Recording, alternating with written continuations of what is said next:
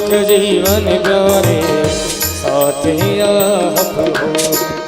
प्यारी छवि तेरी मन में बसा, बाकी बिहारी तेरी आरती गो।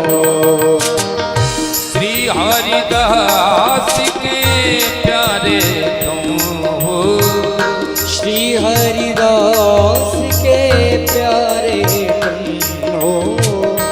मेरे मोहन जीवन धन हो, मेरे मोहन जीवन धन हो।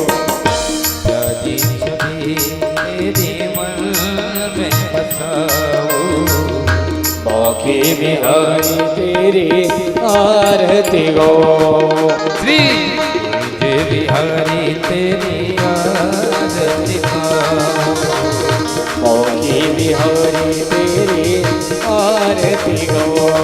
श्री राधा वल्लभ तेरी आरती गाओ, बाकी बिहारी तेरी आरती गाओ, तेरी आरती गाओ, तेरी आरती गाओ।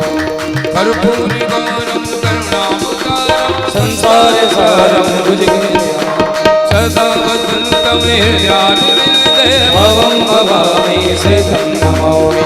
हरे राम राम राम हरे हरे, हरे कृष्ण कृष्ण कृष्ण हरे हरे, हरे राम राम राम हरे ओ हरे, हरे कृष्ण कृष्ण कृष्ण हरे हरे, हरे राम राम राम हरे हरे, हरे कृष्ण कृष्ण कृष्ण हरे हरे, हरे राम राम हरे हरे, हरे कृष्ण कृष्ण कृष्ण हरे।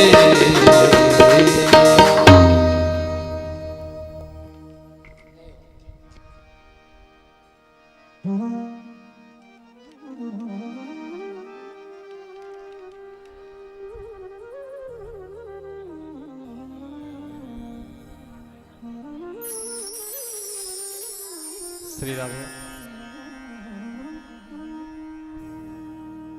हस्तौ प्रक्षाल्य हस्ते पुष्पाणि मादाय जिज्ञेन जगविजन्त देवास्तानि धर्माणि प्रथमान्यासन्। तेहनाकं महिमानः सचन्त यत्र पूर्वे साध्याः सन्ति देवाः।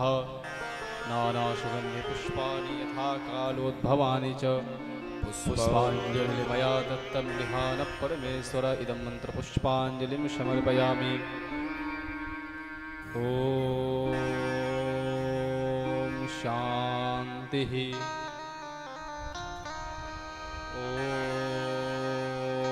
ॐ शान्तिः। ॐ शान्तिः।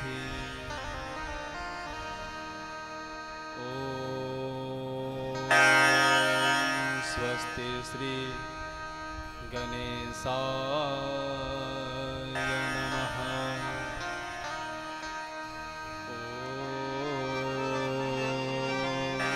स्वस्ति श्री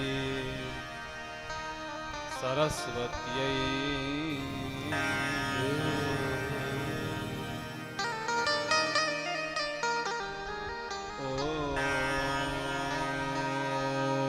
स्वस्ति श्री गुरुचरणकमलेभ्यो नमः। लंबोदर नमस्तुभ्यं सततं मोदक प्रिय निर्विघ्नं कुरु मे देव सर्वे कार्येषु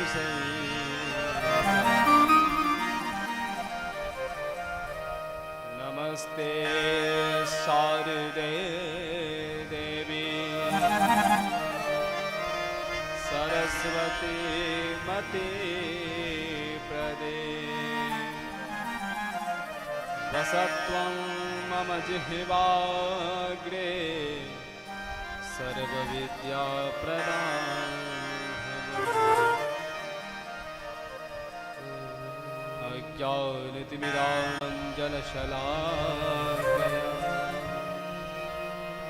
चक्षुरुन्मीलितं येन तस्मै श्रीगुरवे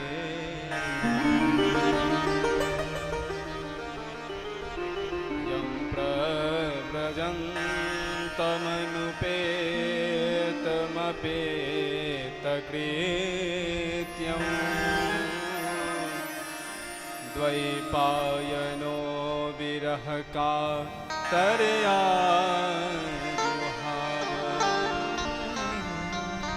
पुत्रेति तन्मयतया तर्वोऽभिनेदोष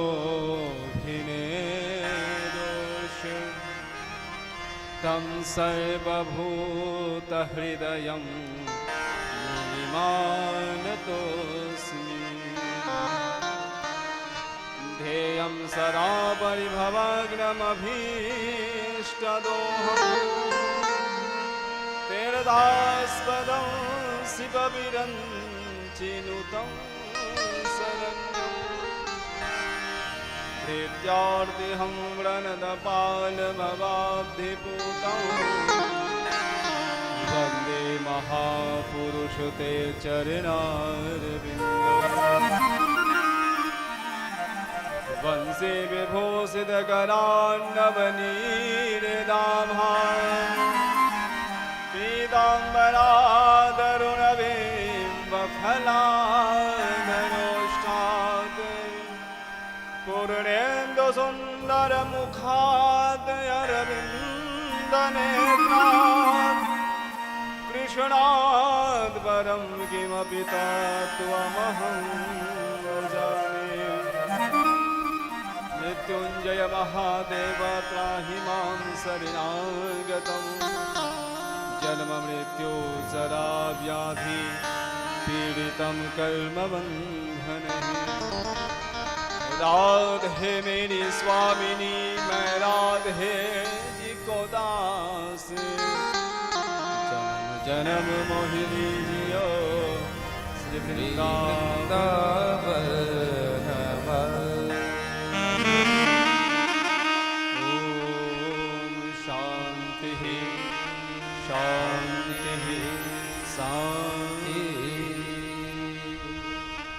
आइए कल की भांति आज भी हम सभी भक्त मिलकर के मधुराष्टक का गायन करेंगे, फिर कथा प्रारंभ करेंगे।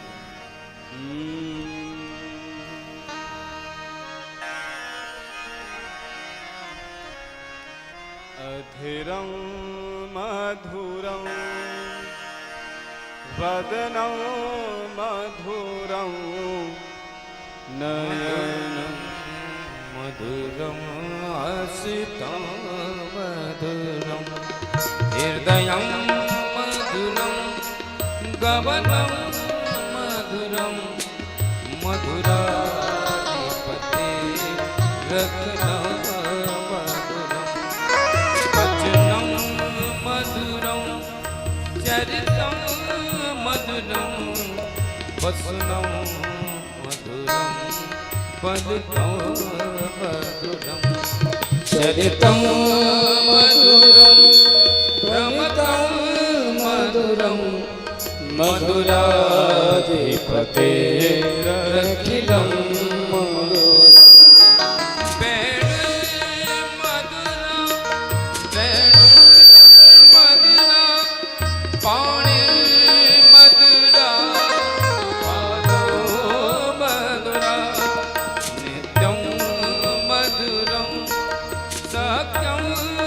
मधुरं मधुराधिपते रखिलं मधुरम् अधुरं मधुरं वदनं मधुरं नयनं मधुरं हसितं मधुरं गीतं मधुरं पीतं मधुरं भुक्तं मधुरं सुखं मधुरं रूपं मधुरं तिलकं मधुरं मधुराधिपते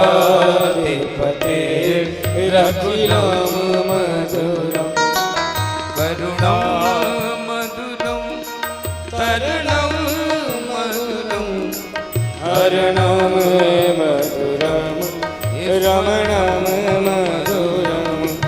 स्वमितं मधुरं समितं मधुरं मधुराधिपतेरखिलं मधुरम् गुलजा मधुरा माला मधुरा यमुना मधुरा बीची मधुरा सदनं मधुरं कललं मधुरं मधुराधिपतेरखिलं मधुरम् गोपी मधुरा लीला मधुरा भुक्तं मधुरं सुखं मधुरं दृष्टं मधुरं श्रेष्ठं मधुरं मधुराधिपतेरखिलं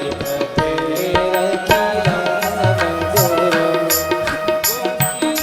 मधुरा गां मधुरा यष्टि मधुरा दृष्टि मधुरा दलितं मधुरं फलितं मधुरं मधुराधिपतेरखिलं मधुरम् अधुरं मधुरं वदनं मधुरं नयनं मधुरं हसितं मधुरं हृदयं मधुरं गमनं मधुरं मधुराधिपतेरखिलं मधुरम् मधुराधिपतेरखिलं मधुरं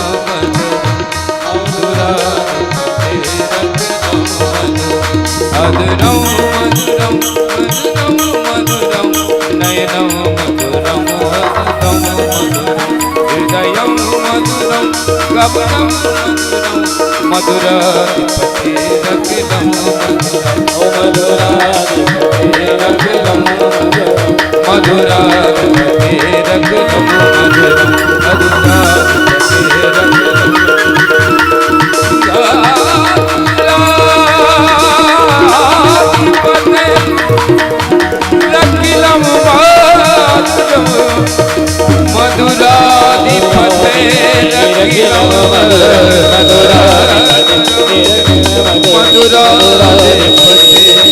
गमनं मधुरं मधुराधिपतेरखिलं मधुरं मधुराधिपतेरखिलं मधुरं नमः सभाभ्यः सभापतिभ्यश्च वो नमः।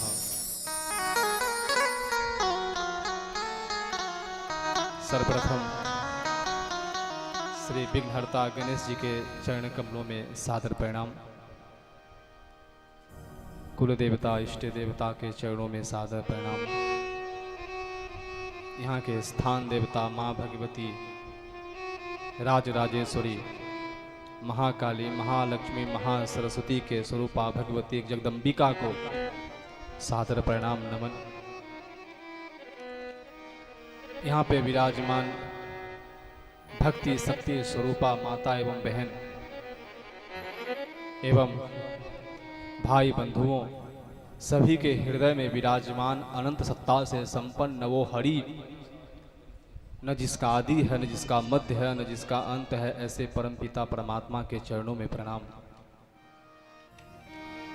परम विद्वान मनीषी जप करतार पाठ करता ब्राह्मणों के चरणों में मेरा प्रणाम। संगीतज्ञों के चरणों में मेरा सादर प्रणाम, वंदन नमन। श्री हरि के प्रत्यक्ष वांग्मय स्वरूप श्रीमद् भागवत महापुराण, उनके चरणों में मेरा सादर प्रणाम वंदन। पुनः राधा वल्लभ जी के चरणों में प्रणाम नमन वंदन। सभी को प्यार भरा जय श्री, मुस्कुरा के कहिए ना जय श्री राधे। कल बहुत ही अद्भुत और अलौकिक क्षण रहा हम सभी के समक्ष। आज भी बहुत सुंदर और अद्भुत कथा हम लोगों के बीच में है। एक बात कहे, एक संत ने बहुत ही अच्छी बात कही है, जंतु नाम नर जन्म दुर्लभमतः पुष्टम ततो विप्रता। एक संत ने बात कही है, जो जब जन्मों जन्म का पुण्य इकट्ठा होता है ना, तो मनुष्य योनि प्राप्त होती है। और उसमें भी जब जन्मों जन्म की पुण्य एकत्रित होती है तो वो व्यक्ति विवेकवान होता है। मनुष्य जन्म लेना बड़ी बात नहीं है, वैसे तो बड़ी बात है, लेकिन उन मनुष्य जीवन में विवेकवान होना ये बहुत बड़ी बात है। और यदि इस जीवन में विवेक मिला है तो परमात्मा की बहुत बड़ी कृपा ही समझनी चाहिए। और उसमें भी हरि ने बहुत बड़ी कृपा करी है। हमने कल बात करी थी ना, भगवान के सामने कोई ऊंचा नहीं है, कोई नीचा नहीं है। व्यक्ति अपने कर्म से ऊंचा होता है और अपने कर्म से नीचा होता है।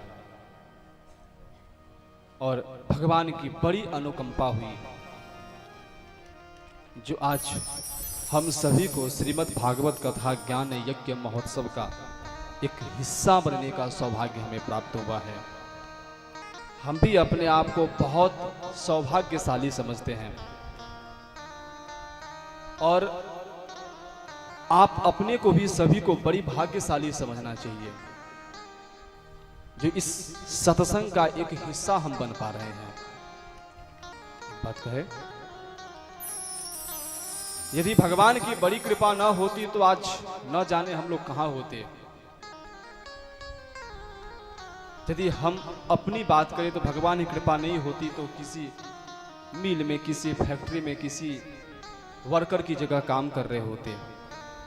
आप लोग भी कहीं कहीं अपनी माया मोह में, घर में आदि में कहीं फंसे रहते। भगवान की बड़ी अनुकंपा हुई, जो आज श्रीमद् भागवत कथा ज्ञान का एक हिस्सा हम बन रहे हैं। ये जो समय होती है ना, ये पूरे दिन 24 घंटे का होता है। और यदि उस 24 घंटे के अंतराल में यदि हम ये 3 घंटे 4 घंटे यदि हम सत्संग करते हैं ना, तो वो 3 घंटे 4 घंटे सत्संग हमारे जीवन के वो दिन 28 घंटे का हो जाता है। कहो जय श्री। कितने दिन का होता है? 28 घंटे का हो जाता है।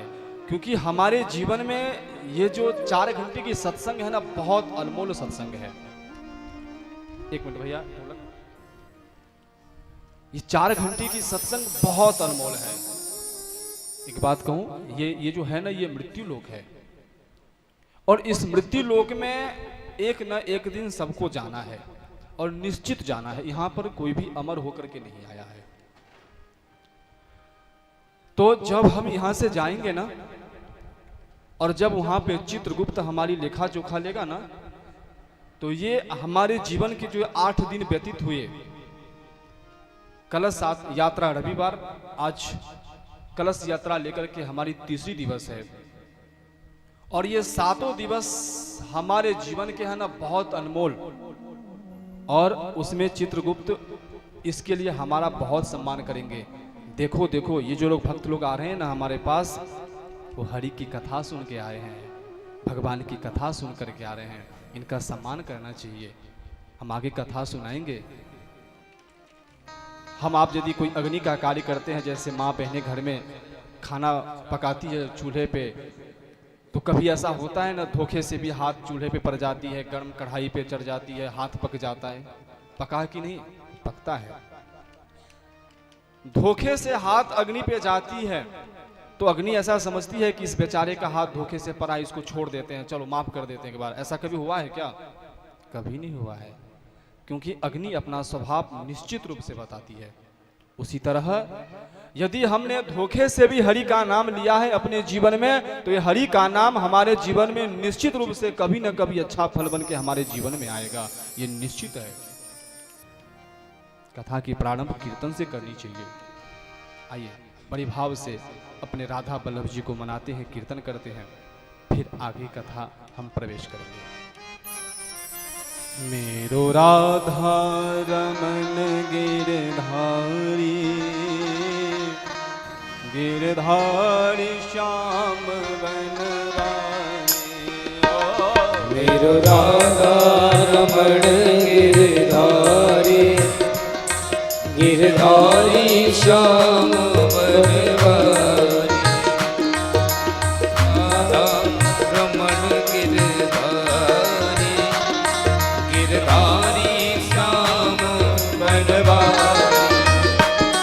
मेरो राधा रमण गिरधारी, गिरधारी श्याम बनवारी।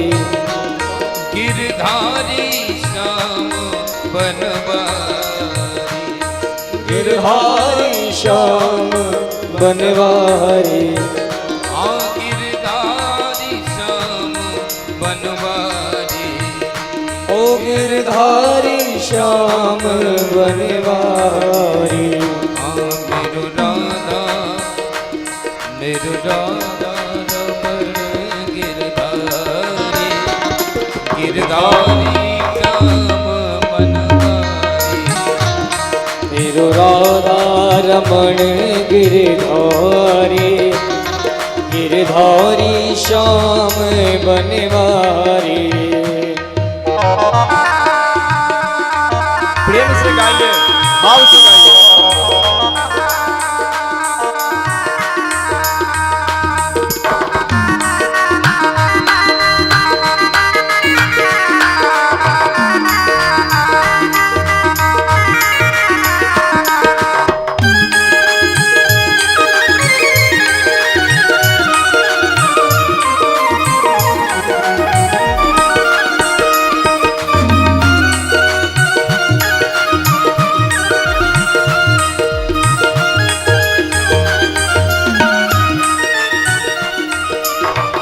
राधा मेरी लाडली, निक मेरी और तो दे।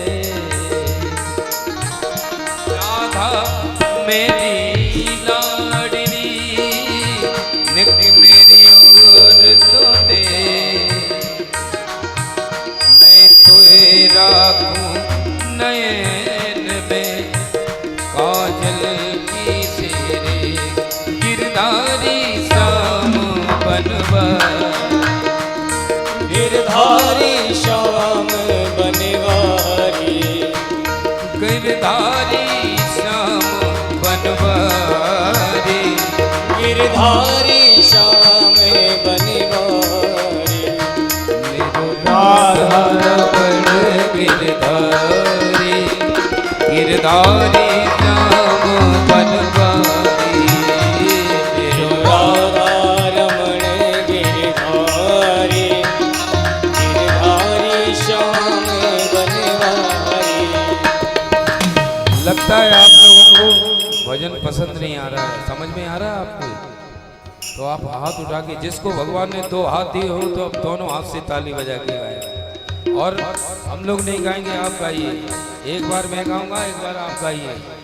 मेरो राधा रमण गिरधारी, गिरधारी श्याम बनवारी।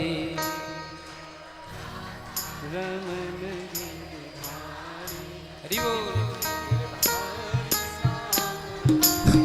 और जोर से। मेरो राधा रमण गिरधारी, गिरधारी श्याम बनवारी। जय हो। अभी सभी लोग नहीं बोल रहे, सब लोग बोले। गिरधारी श्याम बनवारी, गिरधारी श्याम बनवारी। गिरधारी श्याम बनवारी, गिरधारी श्याम बनवारी। जय हो। मेरो राधा रमण गिरधारी, गिरधारी श्याम बनवारी। मेरो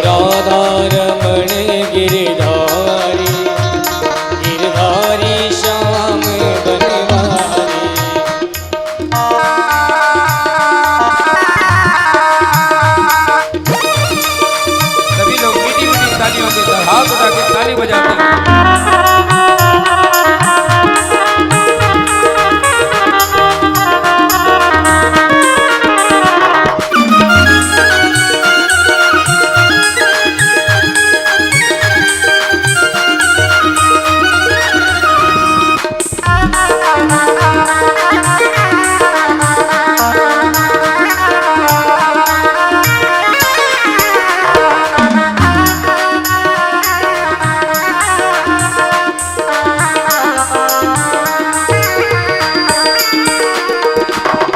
राधा मेरी माँ तू है, पिता मेरे घनश्याम। राधा मेरी मौत है, पिता मेरे घनश्याम। इन दोनों के चरण में मेरो बारंबार प्रणाम। इन दोनों के चरण में मेरो बारंबार प्रणाम। गिरधारी श्याम बनवारी, गिरधारी श्याम बनवारी। गिरधारी श्याम बनवारी, गिरधारी श्याम बनवारी। मेरो राधा रमण गिरधारी, गिरधारी श्याम बनवारी। मेरो राधा रमण गिरधारी, गिरधारी श्याम बनवारी। मेरो राधा रमण गिरधारी, गिरधारी श्याम बनवारी। मेरो राधा रमण गिरधारी, गिरधारी श्याम बनवारी। मेरो राधा रमण गिरधारी, गिरधारी श्याम बनवारी। गिरधारी श्याम बनवारी, गिरधारी श्याम बनवारी, गिरधारी श्याम बनवारी। गिरधारी श्याम बनवारी, गिरधारी श्याम बनवारी, गिरधारी श्याम बनवारी। बोलिए भागवत भगवान की जय जय श्री राधे। आइए विलंब न करते हुए सीधे ज्ञान गंगा में लेकर के चलते हैं आपको। कल हम लोगों ने कथा श्रवण करी, भागवत की कथा कैसी सुननी चाहिए, किस किस को सुननी चाहिए। सूत जी महाराज कहते हैं, शौनकादि जो बड़ा से बड़ा पापी है, जीवन भर उसने पाप ही किया, पाप के सिवा उसने कुछ भी नहीं किया, और उसके बाद वो मरा, और मरने के बाद में भी जब वो महाप्रेत बनता है तो उसके प्रति, उस महाप्रेत के मरने के बाद उसके लिए यदि भागवत कथा होती है तो ऐसे महापापी का भी कल्याण श्रीमद् भागवत से होती है। बोली भागवत भगवान ने की। भागवत जी की बहुत महिमा बताई सूत जी महाराज जी ने। आगे सौनकादि मुनि प्रश्न करते हैं, जो थोड़ी भागवत जी की कथा हमें सुनाने की कृपा करे। सूत जी महाराज कहते हैं, सुनो। सबसे पहले हम आपको ये बताए जो भागवत जी प्रारंभ कैसे हुई, कहां से हुई। तो आइए हम प्रथम भागवत जी के 12 स्कंद में 335 अध्याय, 335 अध्याय में 10 अध्याय महात्म्य, तो कितने हो गए 345 अध्याय। भागवत जी कितने स्कंद में है, 12 स्कंद में है। अध्याय कितनी हो गई 335, महात्म्य लेकर के कितने हो गई 345। श्लोक कितने हैं भागवत जी में, 18,000 श्लोक हैं। कितने याद रहेंगे ना।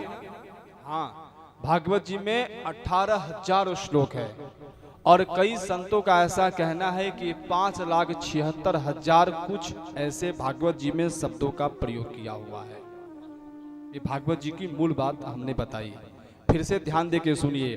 भागवत जी 12 स्कंद में 335 अध्याय, 10 अध्याय महात्म्य के, 345 अध्याय, 18,000 श्लोक, 5,76,000 ऐसे शब्द हैं भागवत जी में।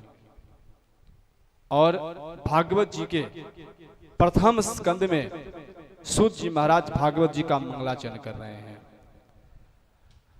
ओम जन्माद्यस्य यतोऽन्वयादितरतस् चार्थे स्वभिज्ञः स्वराट् तेने ब्रह्म हृदय आदि कवये मुह्यन्ति यत्सूरयः तेजो वारिमृदां यथा विनिमयो यत्र त्रिसर्गो मृषा धाम्ना स्वेन सदा निरस्तकुहकं सत्यं परम धीमहि।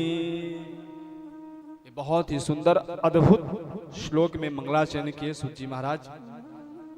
इस सूत जी महाराज में मानो इस श्लोक में एक ही शब्द में बहुत कुछ कह दिया। सूत जी महाराज मानो ऐसा कर रहे हैं, जन्मात अस्य मतलब ये परमात्मा जब ये सृष्टि खत्म हो जाएगी तो भी रहेंगे, ये सृष्टि है तो भी रहेंगे, और ये सृष्टि नहीं रहेंगे तो भी श्रीहरि रहेंगे। सत्यम परम धीमहि। और अंत में एक उपदेश दे रहे हैं, जो व्यक्ति को किसकी उपासना करनी चाहिए? सत्य की उपासना करनी चाहिए। और सत्य क्या है? धर्म न दूसर सत्य समाना, धर्म न दूसर सत्य समाना, धर्म न दूसर सत्य समाना, धर्म न दूसर सत्य समाना, आगाम निगम पुराण बखाना, आगाम निगम पुराण बखाना, पुराण बखाना, पुराण बखाना। धर्म क्या है? सत्य के समान दूसरा धर्म नहीं है। हम सत्य की भी कथा आपको सुनाएंगे, सुना ही देते हैं। कहो जय श्री। बाबा तुलसीदास जी लिखते हैं, धर्म न दूसर सत्य समाना, धर्म के सत्य के समान कोई दूसरा धर्म नहीं है। ये बहुत ही गूढ़ बातें हैं, और यदि ध्यान से सुनेंगे तो सुनाऊं। जय श्री। धर्म के 8 भेद हैं। धर्म के कितने भेद हैं प्यारे? 8 भेद हैं। इज्या ध्यान दानानि तपः सत्यम धृति क्षमा अलोभ इति मार्गोयम धर्मस्याष्टविधः स्मृतः। ये ध्यान से सुनने की आवश्यकता है। धर्म के 8 भेद हैं। सबसे पहले इज्या। इज्या अर्थात हम जो यज्ञ कर रहे हैं, हम द्रव्य यज्ञ करें या ज्ञान यज्ञ करें, दोनों का नाम है इज्या। यज्ञ, यज्ञ करना। कई ऐसे बड़े बड़े ऋषि महात्मा हुए हैं जो परमात्मा को यज्ञ करके प्राप्त हुए हैं। जैसे कि भागवत कथा में आगे ही आएंगे, महाराज पृथु 100 अश्वमेध यज्ञ किए और उन्होंने भगवान को प्राये। राजा बलि ने क्या किया था? यज्ञ का आयोजन किया था। उस यज्ञ में वामन जी का आगमन हुआ था। तो बहुत बड़े बड़े ऐसे राजा हुए जो भगवान को कैसे पाए हैं? बड़े बड़े यज्ञ का आयोजन करके। इज्या ध्यान, और दूसरी बताई अध्ययन। धर्मशास्त्र को अपने घर में लाना चाहिए, घर में लाकर के अध्ययन करना चाहिए, और सत्संग में जाना चाहिए, कथा सुननी चाहिए। ये दूसरी विधान है। किसकी? धर्म की। इज्जा ध्यान दानानी। तीसरी धर्म की विधान है दानानी, अर्थात दान करना चाहिए। किसकी दान करना चाहिए? हमारे पास जो भी है उसका दान करना चाहिए। परमात्मा ने यदि हमें धन दिया है तो धन का दान करना चाहिए। परमात्मा ने यदि हमें ज्ञान दिया है तो ज्ञान का दान देना चाहिए। हमारे पास जो भी परमात्मा ने दिया है उस चीज को दान देना चाहिए। तपह। और चौथी विधान है धर्म की, अपने घर में आसन लगा करके बैठ करके तप करना चाहिए। तप मतलब शरीर को तपाना ही तप है। मन में जो हुआ खा लिया, मन में जो हुआ पी लिए, ऐसे तप नहीं होता है। शरीर को तपाना और तपा करके अपने मन को हरि के चरणों में लगाना। ऐसा नहीं शरीर को हम तपा रहे हैं, शरीर को जल की आवश्यकता है हम जल नहीं दे रहे हैं, शरीर को अन्न की आवश्यकता है हम अन्न नहीं दे रहे हैं, शरीर को तपा रहे हैं और उस मन को हम किसी अन्य कार्यों में लगा रहे हैं, तो ये तप कोई आपका सार्थक नहीं होगा। कहने का तात्पर्य यदि हम कोई तप कर रहे हैं तो उस तप को हम अपने मन में, अपने मन को हरि के चरणों में लगाए। और चौथी बात इज्जा ध्यान दानानि तपः, पांचवी है सत्यम, सत्य का आश्रय लेना चाहिए।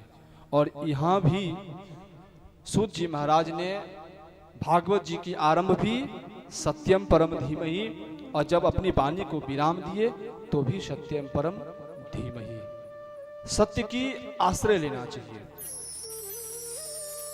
कहो न जय श्री। आपने राजा हरिश्चंद्र की नाम तो सुनी होगी ना, और सुनी क्या होगी, लोग बात बात में कहते हैं लगता है ये हरिश्चंद्र की परिवार का है। ये बात कहने वाली नहीं है। जीवन में प्रकाश डाले हम, भागवत कथा हम बार बार सुनते रहते हैं, उस भागवत कथा से हमें सार लेनी है। कथा हम सुनते हैं और कथा सुनना भी चाहिए, लेकिन उस कथा सुन करके हमें मिली क्या है। वो समय जब राजा हरिश्चंद्र महाराज शयन में थे और उस शयन में रात्रि कालीन में उन्होंने स्वप्न देखा। स्वप्न में क्या देखे कि मैंने स्वप्न में अपना सर्वस्व विश्वामित्र जी को दान में दे दिया। और जब विश्वामित्र जी को दान में दे दिया, प्रातः काल उनकी नींद खुली, बाहर आए और बाहर जैसे ही आगे तो देखे कि ये विश्वामित्र जी। शिव रजनी चलने दीजिएगा। देखे विश्वामित्र जी, महाराज आप? बोले हाँ, आपने अपने राज्य दान कर दिया है। राजा झूठ नहीं कहा। राजा चाहते तो झूठ बोल सकते थे, मैंने स्वप्न में अपने सर्वस्व दान नहीं दिया है आपको। हाथ जोड़ के विश्वामित्र जी के चरणों में, हाँ महाराज मैंने अपना सर्वस्व स्वप्न में आपको दान में दे दिया है। विश्वामित्र जी कहते हैं फिर देर किस बात की है, दे दो हमें और राज्य खाली कर दो। जी महाराज। घर में गए, अपने पत्नी को लिए, अपने पुत्र रोहित को लिए घर से बाहर निकल गए। घर से जैसे ही बाहर निकले विश्वामित्र जी बोले कहां जा रहे हो? अभी तो राज्य दान दिया है, और राजदान का दक्षिणा कौन देगा? महाराज अब सर्वस्व तो मैंने दान में दे दिया आपको, बचा मेरे पास क्या है? मैं, मेरी पत्नी और मेरे बच्चे। अब एक काम करता हूं, अब मैं अयोध्या से बाहर जा रहा हूं, और जो काशी नगरी है ना, काशी नगरी ये पूरी भारत से अलग है, और काशी नगरी में जाकर के मैं कुछ काम करूंगा, और उस काम करके जो भी धन हमें मिलेगा वो धन आपको दे करके मैं दक्षिणा चुका दूंगा। कहो ना जय श्री। फिर भी उन्होंने सत्य को नहीं छोड़ा। काशी नगरी में गए। काशी नगरी अभी पहुंचे ही थे, विश्वामित्र जी सामने खड़े, महाराज मेरी दक्षिणा। बोले हाँ आप शाम को आइए, शाम को हम आपको दक्षिणा दे देंगे। कुछ सूझी नहीं। राजा थे, कुछ काम करने की आदत थी नहीं उन्हें, अब करे तो क्या। शाम होते ही विश्वामित्र जी सामने, महाराज मेरी दक्षिणा। जी कुछ सूझा नहीं। पत्नी कहती है आप एक काम कीजिए महाराज, आप मुझे बेच दीजिए, और मुझे बेच करके ये दक्षिणा आप विश्वामित्र जी को दे दीजिए। नीलामी करी। राजा हरिश्चंद्र अपनी पत्नी की एक सेठ आया। सेठ बोला 100 मुद्रा होनी चाहिए। बोला नहीं, मैं 50 मुद्रा ही दूंगा। कोई बात नहीं। 50 मुद्रा में हरिश्चंद्र जी ने अपनी पत्नी को उस सेठ के हाथ में बेच दिया, लेकिन उन्होंने अपनी सत्यता नहीं छोड़ी। जैसे ही विश्वामित्र जी आए, महाराज दक्षिणा 50 स्वर्ण मुद्रा थी, दे दिए। बोले 100 स्वर्ण मुद्रा की बात थी, ये 50 ही है। महाराज कुछ कर रहा हूं मैं। घूमते घूमते काशी के स्मशान क्षेत्र में चले गए। वहां जाकर के उस चांडाल से कहते हैं मुझे खरीद लीजिए। और उस चांडाल ने 50 स्वर्ण मुद्रा दी और उस हरिश्चंद्र को खरीद लिए। विश्वामित्र जाए, महाराज जी आपकी दक्षिणा। दक्षिणा लिए और वो चले गए। इधर राजा हरिश्चंद्र जो भी सब आता सबको जलाने का काम करते, लेकिन इसके बदले उसको पगार नहीं मिलती थी, उसको पैसे नहीं मिलते थे। उन्होंने स्वयं को, अपने आप को उस चांडाल के हाथ में बेच दिया था। दास बन गए थे वो आजीवन के लिए। वही उनकी कार्य होने लगी। कोई भी सब आता जलाते, जो भी पैसा मिलता जाकर के अपने स्वामी को जाकर के दे देते। एक दिन की बात हुई। एक दिन उसका पुत्र रोहित खेलने के लिए बाहर गया। शाम का समय हो गया था। एक सर्प आया और सर्प ने उस रोहित को डसा और रोहित वहीं पे मर गया। पता चला, किसी ने आकर के बताया, अरे देख तेरे पुत्र को एक सर्प आया था, सर्प ने डसा और तेरा पुत्र मर गया। रोने लगी। अपने स्वामी से कहती है मेरा पुत्र मरा पड़ा है, मैं जाना चाहती हूँ। बोले नहीं, तू मेरी दासी है और तेरे पति ने मेरे हाथों बेच दिया है, मैं तुझे नहीं जाने दूंगा। जब मेरी मर्जी होगी तो तू जाएगी। चरण सेवा करने लगी उसकी। धीरे से बोलती, मैं जाऊं? अभी नहीं जाना है, जब तक मैं निद्राधीन नहीं हो जा तुझे नहीं जाना है। मध्य रात्रि में जाकर उसकी नींद आई। दौड़ते दौड़ते गई, देखी कि उसका पुत्र मरा पड़ा है। उठाई गोद में, जैसे तैसे उठा करके, आधी रात में कहां जाती, उठाई, कोई सहारा नहीं, उठा करके काशी के स्मशान क्षेत्र में गई। जाकर के कहती है मेरे पुत्र का सबका दाह कर दीजिए। राजा हरिश्चंद्र जी आए, देखे ये मेरी पत्नी, ये कौन है? महाराज ये कोई और नहीं, ये आपका ही पुत्र है। आज एक सर्प ने सायंकाल से डसा और ये मर गया। कहती है आप अपने पुत्र का दाह कर दीजिए, दाह संस्कार कर दीजिए। नहीं नहीं, ये मेरा पुत्र नहीं है, मैं तो इसको कब का इसको बेच चुका था उस सेठ के हाथ से। कोई बात नहीं, आप मेरे पुत्र का दाह संस्कार कर दीजिए।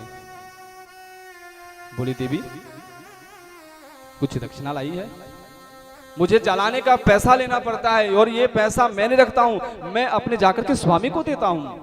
और जब तक तू पैसा नहीं देगी ना, मैं तेरे बेटे का दाह संस्कार नहीं करूंगा। इतनी विकट स्थिति हरिश्चंद्र के सामने में है, लेकिन उन्होंने सत्यता नहीं छोड़ी। जय श्री।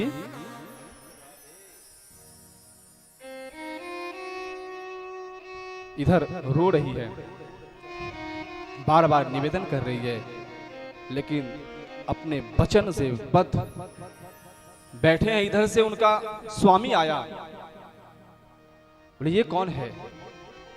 बोले ये मेरा पुत्र है, मैं दाह संस्कार करने के लिए कह रही है, पर इसके पास कुछ पैसे नहीं है जो इसकी हम दाह संस्कार हम कर दे। वो चांडाल कोई और नहीं था, वो चांडाल धर्म के स्वरूप था।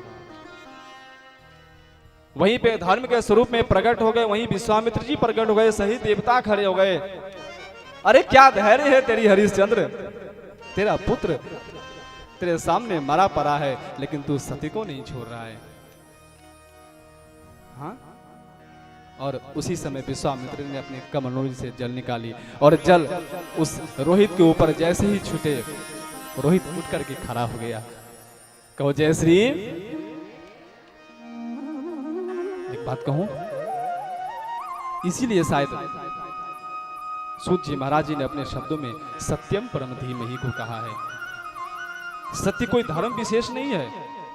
कोई शैव्य कहेगा कि सत्यम परम धीमहि हमारे लिए है, कोई वैष्णव कहेगा जो सत्यम परम धी हमारे लिए है। सत्यम परम धीमहि किसी संप्रदाय के लिए नहीं है, सत्यम परम धीमहि पूरी सनातन के लिए है। कहो ना जय श्री। सत्य की रक्षा करनी चाहिए और धर्मो रक्षति रक्षितः। यदि आज हम धर्म की रक्षा कर रहे हैं ना, तो वही धर्म हमारी रक्षा करेंगी। वो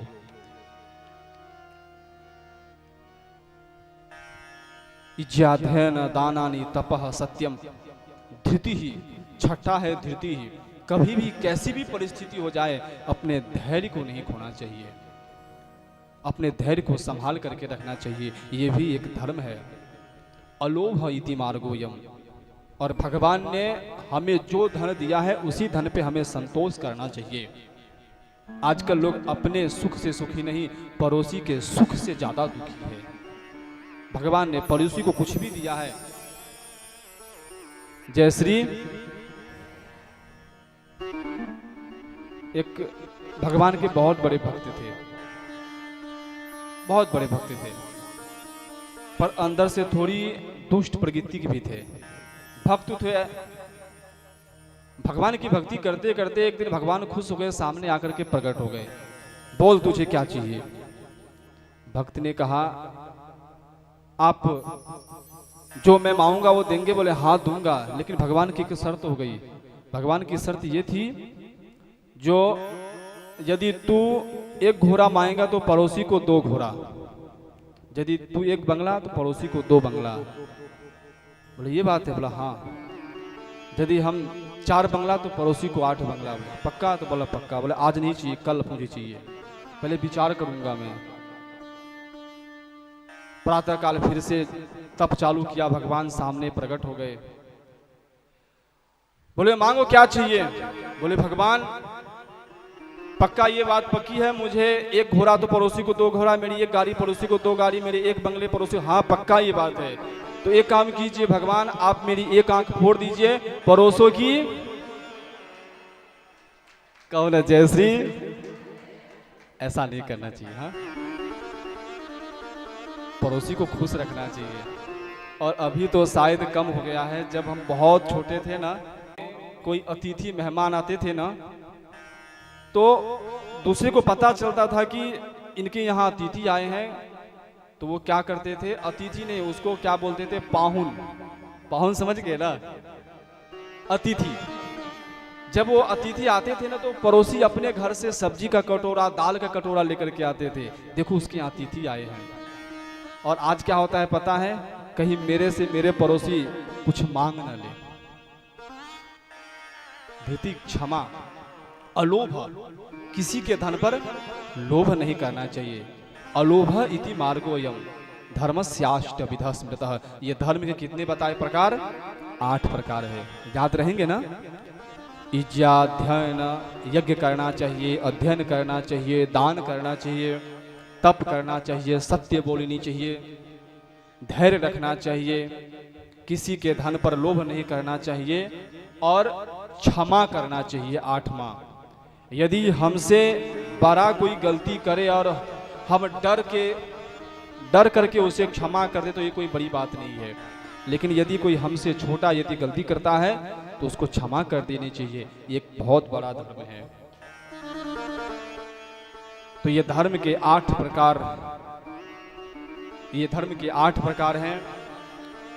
इसके बाद दूसरे श्लोक में वर्णन करते हैं, निगम कल्प तरोर्गलितम फलम शुक मुखाद मृतद्रव संयुतम पिबत भागवतम रसमालयम मुहुरहो रसिका भुवि भावुकाः।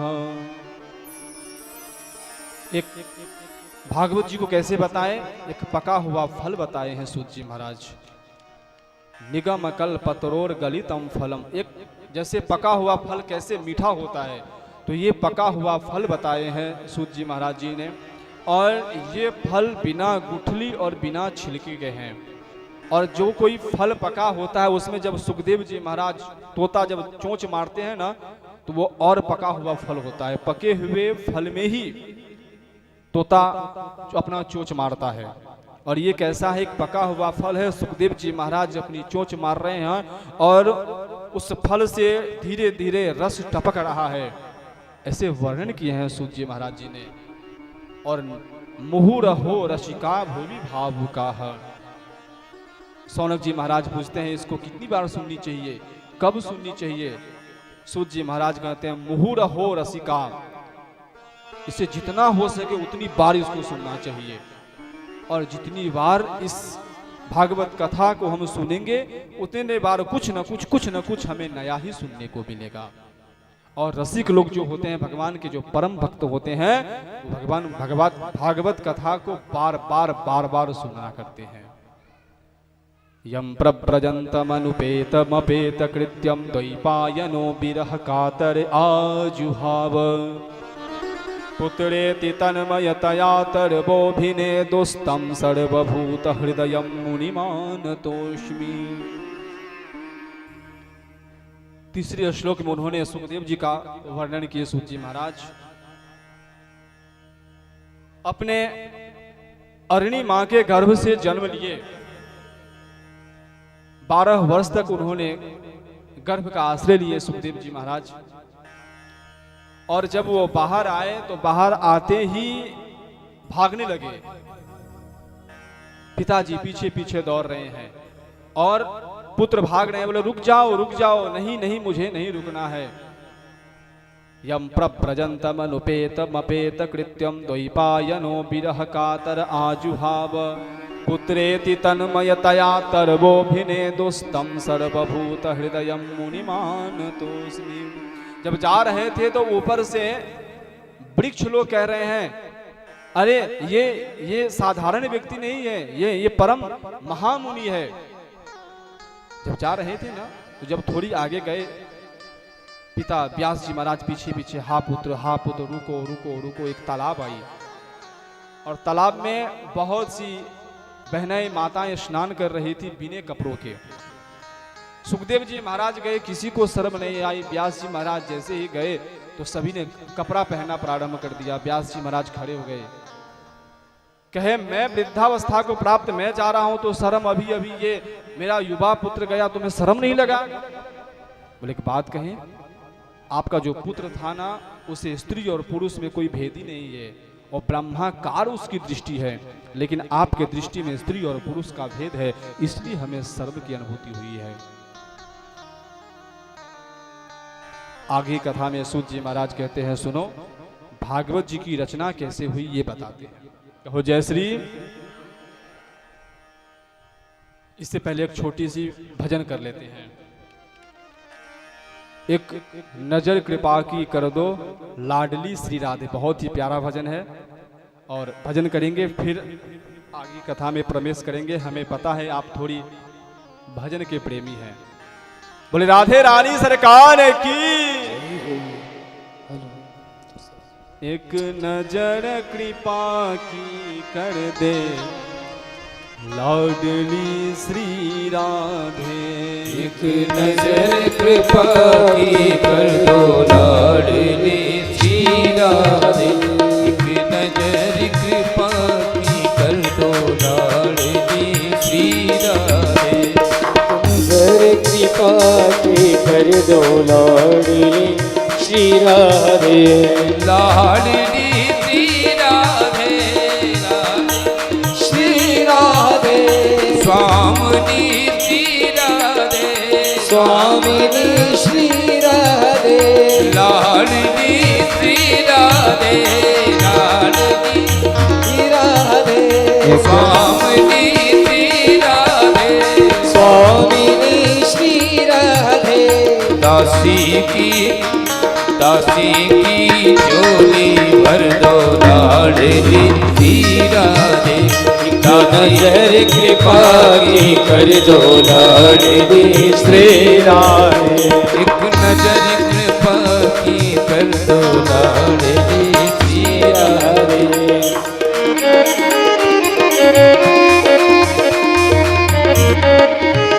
राधे रानी सरकार की।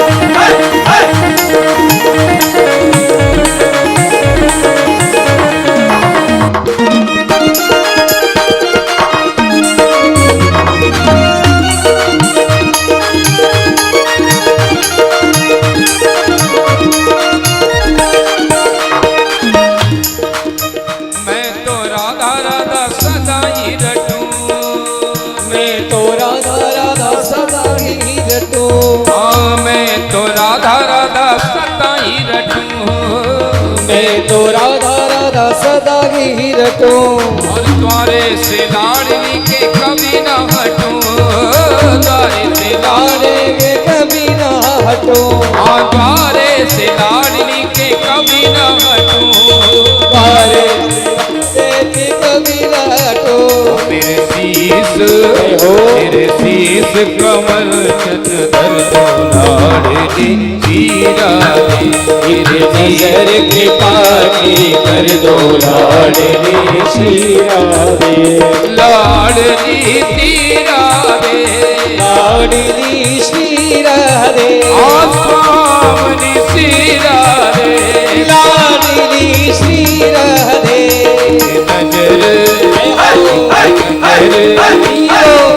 और कृपा की कर दो लाडली हीरा दे। एक नजर कृपा की कर दो लाडली श्री राधे। हरि बोल। बोलो राधा रानी की।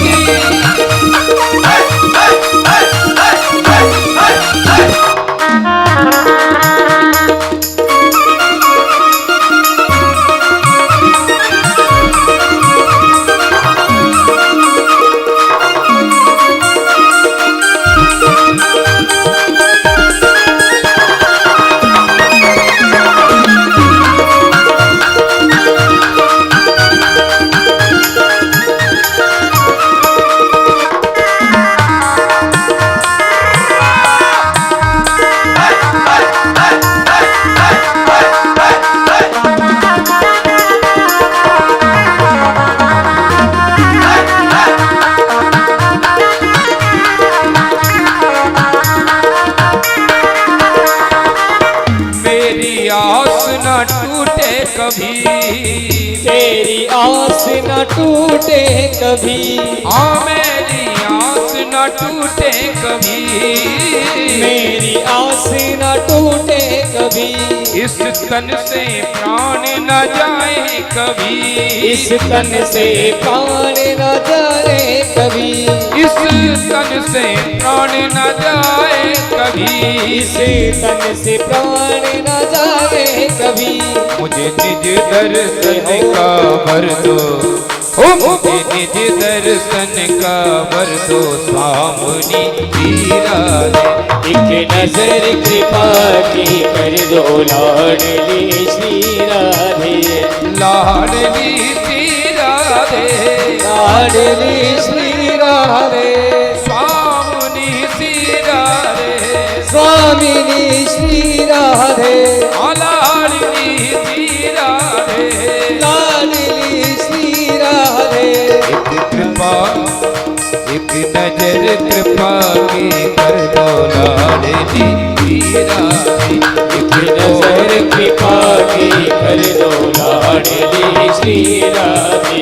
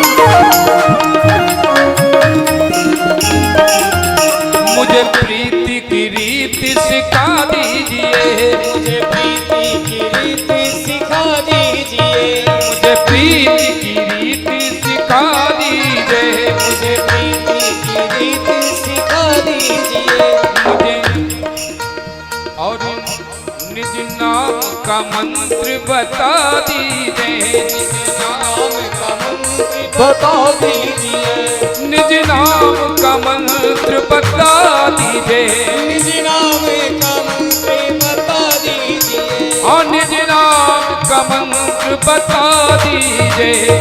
नाम का मंत्र बता दीजिए। मेरे मन की, ओ राधे रानी, मेरे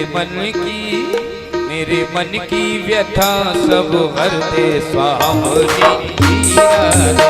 मेरे मन की व्यथा सब हर दे लाडली सी राधे, लाडली सी राधे, लाडली सी राधे, स्वामी सी राधे, लाडली सी राधे, लाडली सी राधे। लाडली सी राधे। एक कोर कृपा की कर दे लाडली सी राधे। एक कोर कृपा की कर दे लाडली सी राधे। एक नजर कृपा की कर दे लाडली सी राधे। एक कृपा की कर दे लाडली सी राधे। एक नजर कृपा की कर दे लाडली सी राधे। लाडली सी राधे, लाडली सी राधे, स्वामिनी सी राधे। स्वामिनी सी राधे। एक नजर एक नजर कृपा की कर दे लाडली सी राधे। एक नजर कृपा की कर दे लाडली सी राधे। लाडली सी राधे, स्वामी सी राधे। लाडली सी राधे, स्वामी सी राधे। लाडली सी राधे। जय जय श्री राधे, जय जय श्री राधे, जय जय श्री राधे।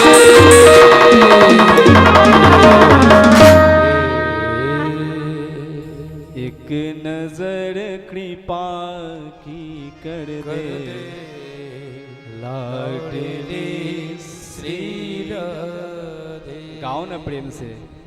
एक नजर कृपा की कर दे लाडली श्री राधे। लाडली श्री राधे, लाडली श्री राधे। एक नजर कृपा की,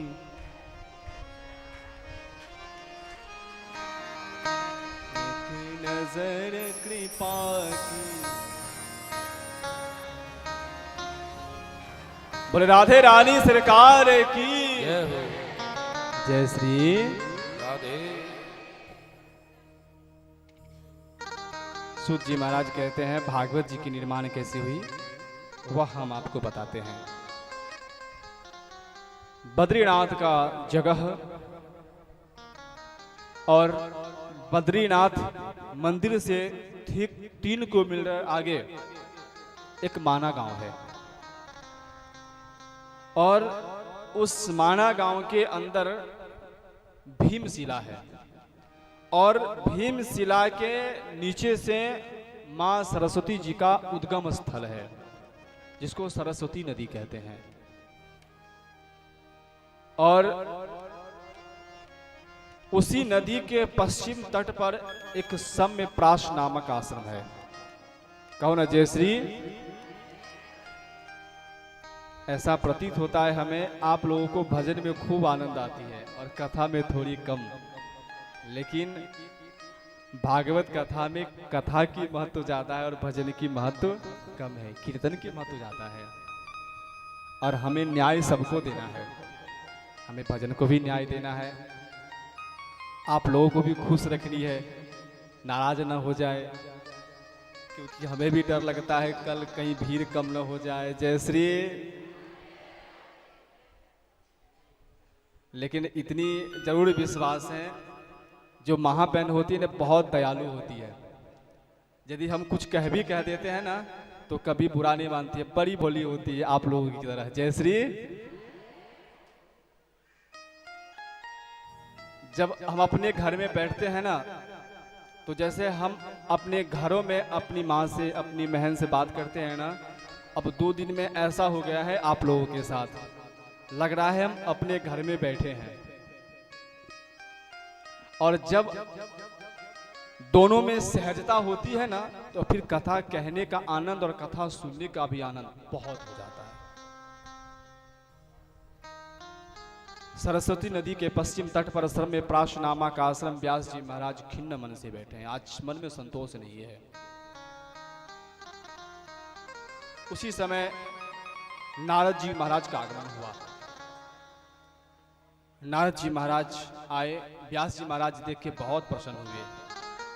पूजा करी नारद जी महाराज की, और एक हाचमनी दिए, सम्मान किए उनका। बोले महाराज आज हमारे आश्रम की तरफ। नारद जी बोले जी महाराज एक बात बताइए, आज आपके मन में प्रसन्नता नहीं है। आज लग रहा है कुछ ना कुछ कमी है आपके मन में, संतोष नहीं हो रहा है, मन में प्रसन्नता नहीं दिख रही है। व्यास जी महाराज कहते हैं हाँ नारद जी, आज कुछ ऐसा ही है। सभी लोग मौन होके बैठ जाइए ना, सभी लोग मौन होके बैठ जाइए ना। जय श्री।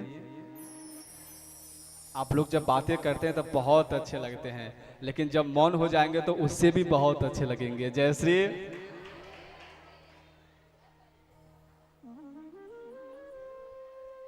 व्यास जी महाराज कहते हैं जी नारद जी, पता नहीं आज मेरे मन में प्रसन्नता नहीं है। आज नहीं, कई दिनों से प्रसन्नता नहीं है। हमने 17 पुराण लिखी, हमने 6 शास्त्र लिखे, वेदों को 4 विभाग में कर दिया, उपनिषदों की रचना भी करी, पर मन में संतोष नहीं हो रहा है। नारद जी महाराज कहते हैं व्यास जी महाराज, आपने भगवान श्री कृष्ण की कथा गाई है क्या?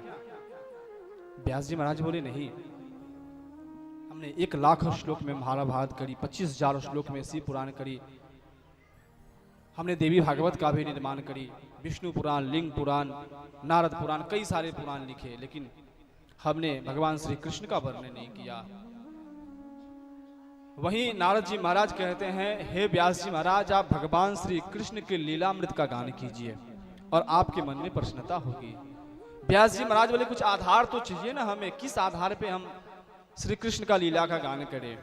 उसी समय नारद जी महाराज कहते हैं सुनिए, स्वयं नारायण ने हमारे पिता ब्रह्मा जी को दिए, और पिताजी ने मुझे दिया 4 श्लोक, जिसे हम चतुश्लोकी भागवत कहते हैं। ये भागवत जी का निर्माण कितने श्लोकों से हुआ है? 4 श्लोक से। व्यास जी महाराज को नारद जी ने 4 श्लोक दिए, और उस 4 श्लोक को नारद जी ने 18,000 श्लोक में विभाजन कर दिया। आइए सुनते हैं वो 4 श्लोक कौन कौन सा है।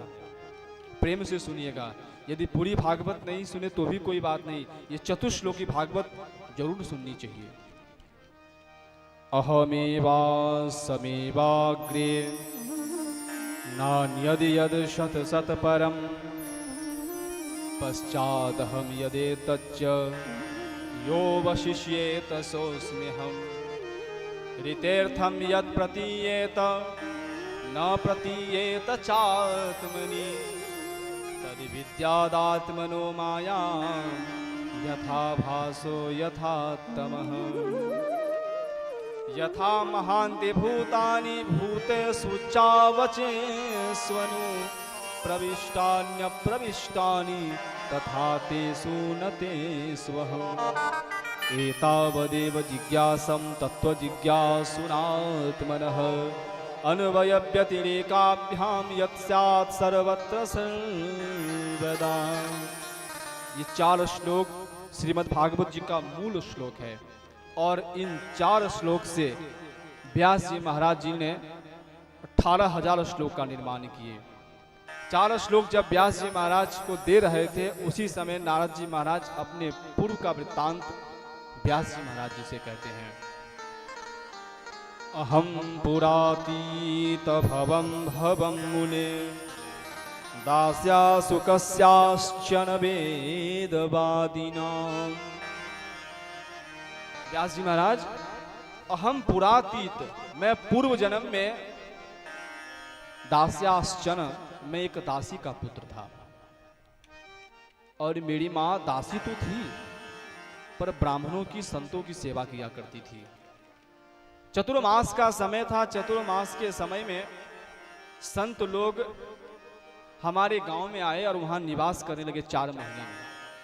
चतुर्मास जो बारिश का समय भी प्रारंभ हुआ है ना, ये बारिश के महीने में संत लोग एक जगह से दूसरी जगह नहीं जाते हैं, एक जगह बैठ करके भगवान का कीर्तन करते हैं, भजन करते हैं। उनके गांव में संतों का निवास आया। उसकी नारद जी महाराज कहते हैं, मेरी माँ बहुत संतों की सेवा किया करती थी, और जब अवसर मिले ना तो संतों की सेवा जरूर करनी चाहिए।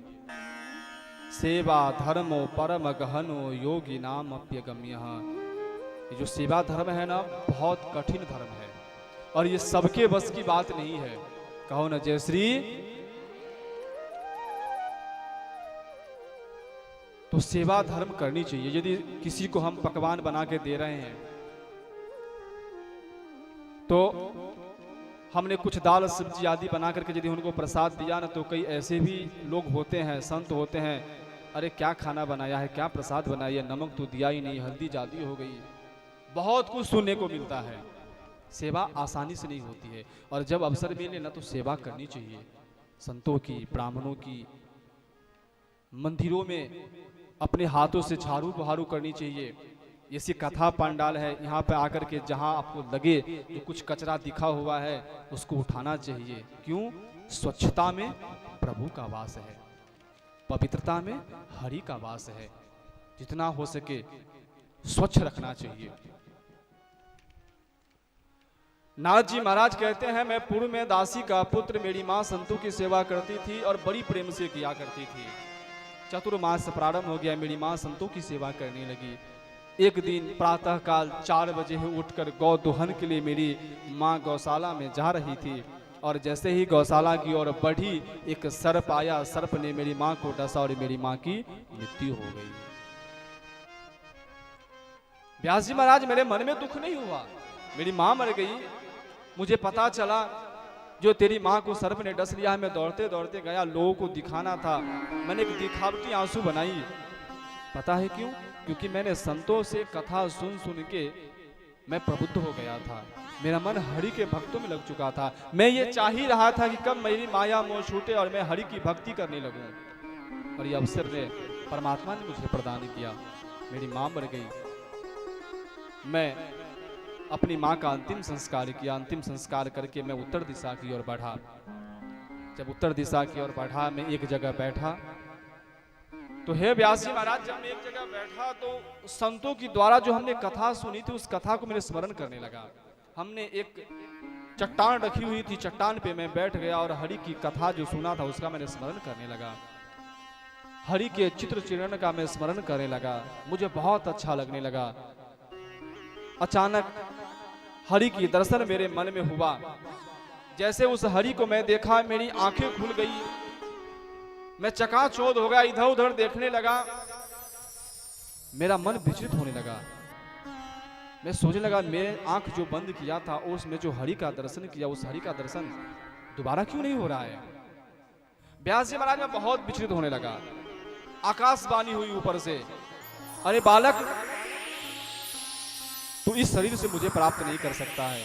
तुमने आंख बंद करके जो दृश्य का दर्शन पाया है, यदि उसका दर्शन पाना है तो घोर तप कर।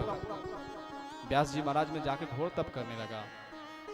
और एक दिन खूब आंधी तूफान आई, और उस आंधी तूफान में मेरी मृत्यु हो गई। और मैं समय आने पर ब्रह्मा जी के मानस पुत्र अर्थात मैं नारद स्वयं आपके सामने आकर के बैठा हूं।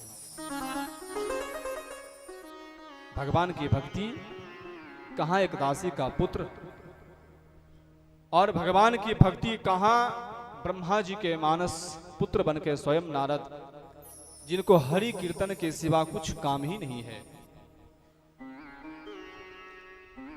और वो चतुश्लोकी भागवत लेकर के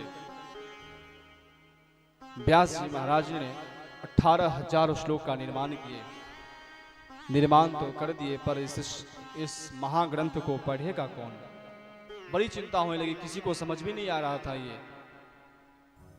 उसी समय शिव की आराधना करी व्यास जी महाराज, और शिव की आराधना में शिव को प्रसन्न करके जब महाराज शिव जी आते हैं, क्या चाहिए?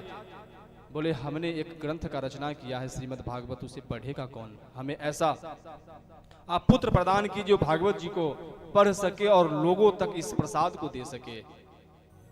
भगवान शंकर कहते हैं मैं स्वयं आपके यहाँ आऊंगा। समय की काल गणना हुई, अमर कथा सुनाने के लिए शिव जी पार्वती को बैठाए, शिव की कथा अमर कथा सुनाने लगे। एक सुख का अंडा पड़ा हुआ था। कथा सुनते सुनते मां पार्वती को नींद आई। सुख का वो अंडा पिघलित हो गया और वो शुक हूं हूं की आवाज करने लगा। शिव जी की नेत्र खुली, देखे पार्वती सोई हुई है, कथा कौन सुन रहा है? देखा ये सुख तोता ने कथा सुनी है। मारने के लिए त्रिशूल उठाई और त्रिशूल जैसे उठाई तोता भागा और भागते भागते व्यास जी के पत्नी मां अरनी के मुख में समा करके मां अरनी के गर्भ में स्थापित हो गए। और वही बालक जो हमने आपको आगे कथा सुनाई थी, 12 वर्ष तक उन्होंने गर्भ में का आश्रय लिया और उन्होंने जन्म लिया, और जन्म लेते ही जंगल की ओर चले गए।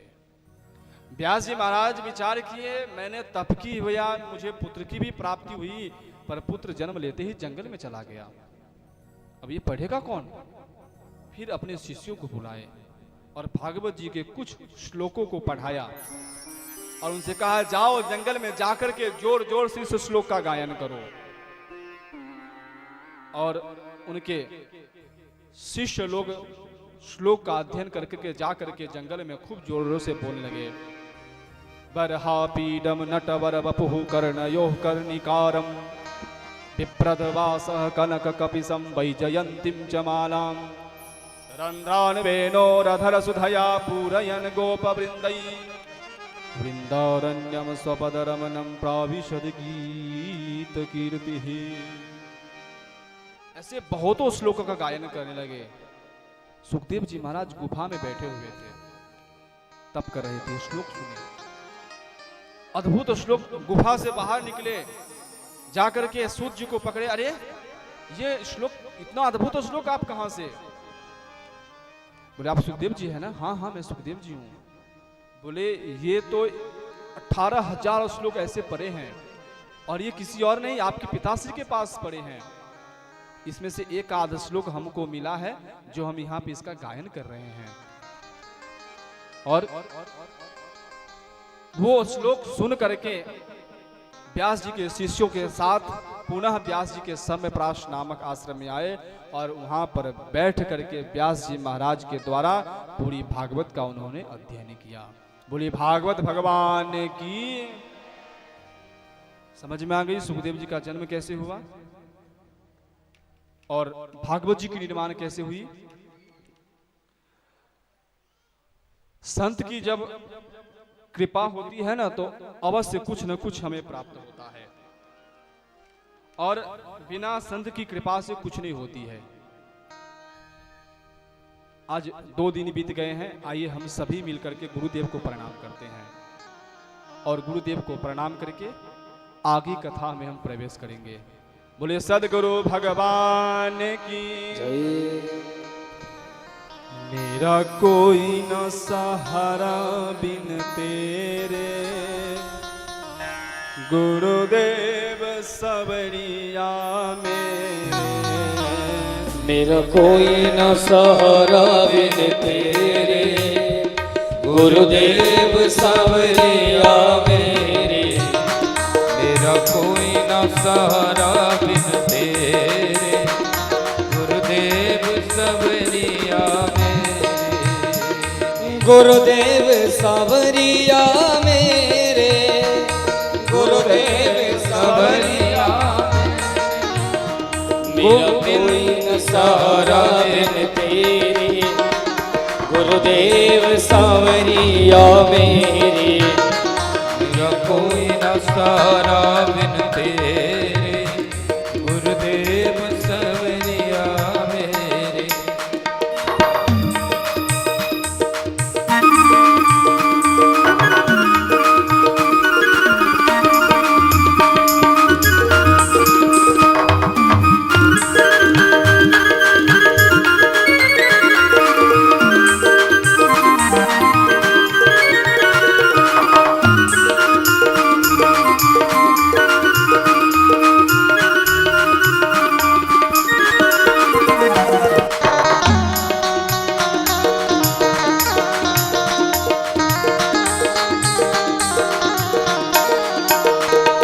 तेरे बिना मेरा कौन यहाँ, तेरे बिन मेरा कौन यहाँ, तेरे बिन मेरा कौन यहाँ, तेरे बिन मेरा कौन यहाँ।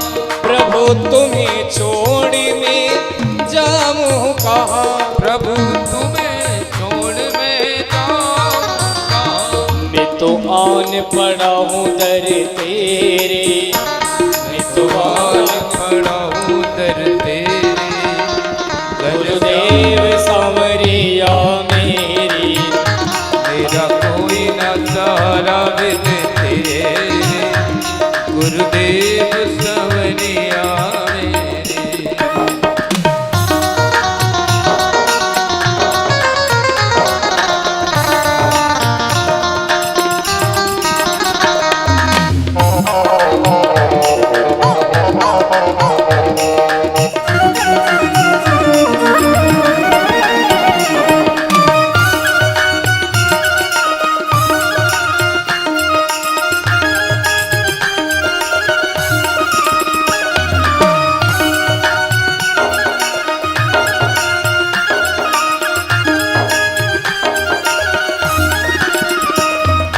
मैंने ये जन्म जग में लिया, मैंने जन्म लिया मैं जगता, तेरी कृपा से ये नरतन मिला, तेरी कृपा से नरतन मिला।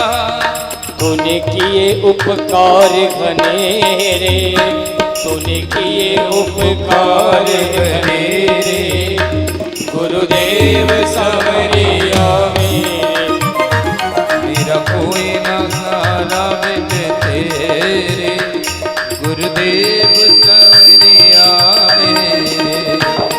गुरुदेव सांवरिया मेरे, गुरुदेव सवरिया मेरे, ओ गुरुदेव सांवरिया मेरे, गुरुदेव सवरिया मेरे।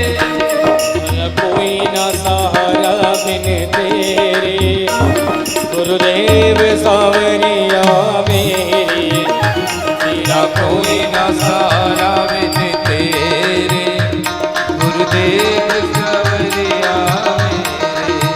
ओ गुरुदेव सांवरिया मेरी, गुरुदेव सांवरिया मेरी, गुरुदेव सवरिया मेरे।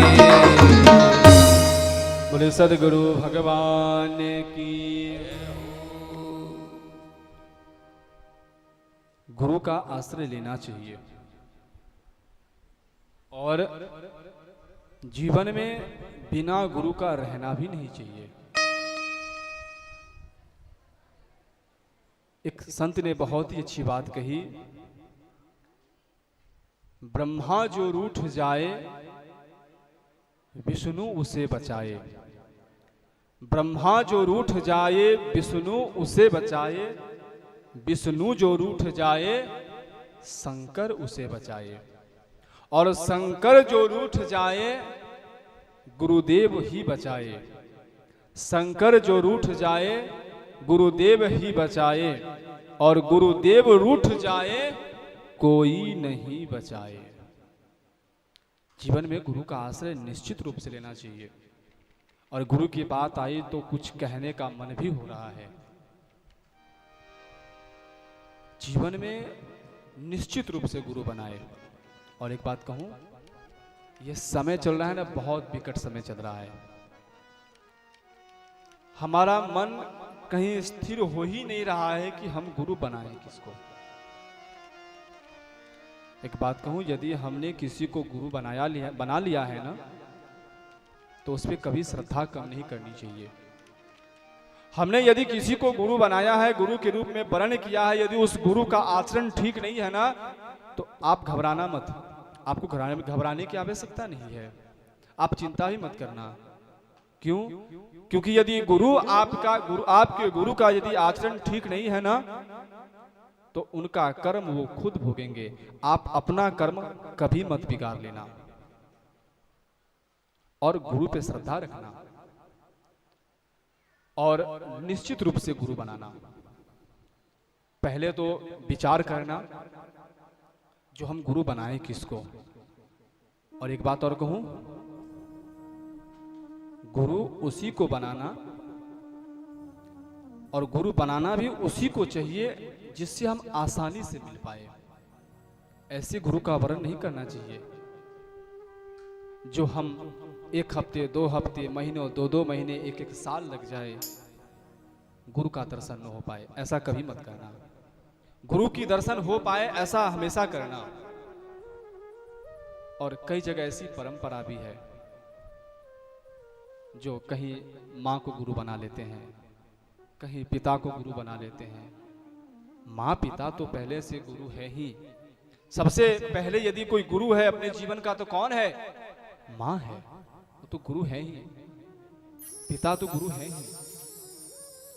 गुरु ऐसे समर्थ को बनाना चाहिए, गुरु ऐसे साधक को बनाना चाहिए जो हम भले कितने दुखी हों और यदि हम उनके पास जाएं और उनका वरद हस्त यदि हमारे मस्तक पर रख जाए तो समस्त पाप हमारे नष्ट हो जाए, समस्त ताप हमारे नष्ट हो जाए। ऐसे गुरु का जीवन में वर्ण करना चाहिए।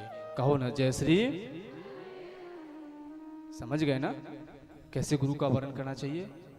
साधकों का वर्ण करना चाहिए जो तप करने वाला हो, जिनकी आचरण ठीक हो, जो तप करता हो, जिनका मन हमेशा भक्ति में लगा रहता हो। एक गुजराती में कहावत है, ये कहावत मुझे बहुत अच्छी लगती है। इसमें गुजराती कितने हैं? लगता है कोई नहीं है गुजराती इसमें आज। 1-2 हैं। गुजराती में एक कहावत है, कुआं में होय तो हवारा में आवे। गुजराती में बहु सारू कहावत है, कुआं में होय तो हवारा में आवे, आ कुआं में ना होय तो क्यांती हवारा में आवे। कहने का तात्पर्य है, कुआं में जल होगा तो बाल्टी से बाहर निकालेंगे, और कुएं में जल होगा ही नहीं तो बाल्टी से बाहर निकालेंगे कैसे? कुआं यदि सूखी पड़ी हो तो।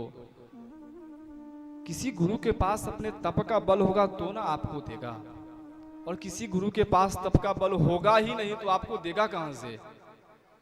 तो अच्छे साधक को पहले चयन करना चाहिए, जल्दीबाजी नहीं करना चाहिए। और यदि गुरु बना ली है ना, कोई बात नहीं, आचरण ठीक नहीं है, कोई बात नहीं। हमारे ऋषि मुनियों ने ऐसे नहीं कहा है, गुरुर् ब्रह्मा गुरुर् विष्णु गुरुर्देवो महेश्वर गुरु साक्षात परब्रह्म तस्मै श्री गुरुवे नमः। जब बात गुरु की आती है तो ब्रह्मा भी नीचे, विष्णु भी नीचे और शंकर भी नीचे। सबसे ऊपर किसकी स्थान होती है? गुरु की होती है। कई लोगों का यह भी प्रश्न होता है, कब दीक्षा ले? हमारी उम्र 60 वर्ष की हो जाए तब दीक्षा ले? ऐसा होना चाहिए? नहीं। हमारे शास्त्रों का नियम है 11 वर्ष होते होते वो दीक्षा ले लेनी चाहिए, और उस मिले हुए गुरु के द्वारा जो भी हमें मंत्र प्राप्त हुआ है उस मंत्र का हमें जप करना चाहिए, तप करना चाहिए। जैसे कोई बांस हो और बांस को कच्चे में यदि उसको हम जैसे मोड़ना हो उसको मोड़ सकते हैं। यदि बांस पका हुआ हो इसको मोड़ने की प्रयास करेंगे तो क्या होगा? फट की आवाज आएगी और बीच से टूट जाएगी। उसी तरह हमारा ये जीवन है। जब ये हमारा जीवन जब तक युवा अवस्था है तब तक हम इस जीवन को जिस मार्ग में चाहेंगे, जिस तरफ लेके जाएंगे, आसानी से चला जाएगा। और यही जब उम्र बढ़ती है, अपनी जीवन की आधी उम्र बीत जाती है और उस उम्र में न हमारा पैर काम करता है, न हमारा हाथ काम करता है, न हमारी आंखें काम करती है, उस समय में यदि हम दीक्षा लेंगे तो उसका कोई मतलब नहीं रहता है। ये भागवत जी का संदेश है हम आप सभी से। जीवन में जितनी जल्दी हो सके यदि हम समझदार हो गए हैं तो निश्चित रूप से किसी अच्छे गुरु का वरण कर ले, क्योंकि यदि समय से किसी खेत में यदि बीज बो दिया जाता है ना तो वो फल अच्छा देता है, और यदि समय से नहीं बोआ जाता है तो उसको न अच्छी उसकी पोषण हो पाती है, न वो अच्छा फल दे पाता है। सुधर जाए, अभी भी सब सुधर जाए। देखो, हमारा काम है कहना, समझाना, करना और न करना ये आप लोगों की सिद्दत है, आप लोगों के हाथ में है। और जब आप लोगों ने मिल करके हमें इस व्यासपीठ पे बैठाया है तो आप जैसे समझेंगे वैसे समझाने का हक है हमें यहाँ पर। चाहे आप डांट से समझे, प्रेम से समझे, फटकार से समझे, जैसे समझे आपको समझाना। एक बात कहूं, ये अधिकार केवल आचार्यों को और गुरु को ही मिला हुआ है। और जब कभी भी यहां से हम नीचे उतर जाए ना, हमारी एक भी बात आप मत मानना, चलेगा। जय श्री, हमारी बात मानने की भी आवश्यकता नहीं यहां से नीचे उतरने के बाद। लेकिन जब तक हम यहाँ पे बैठे हैं तब तक निश्चित रूप से इस व्यासपीठ की बात माननी है, हमारी बात मानने की कोई आवश्यकता नहीं है।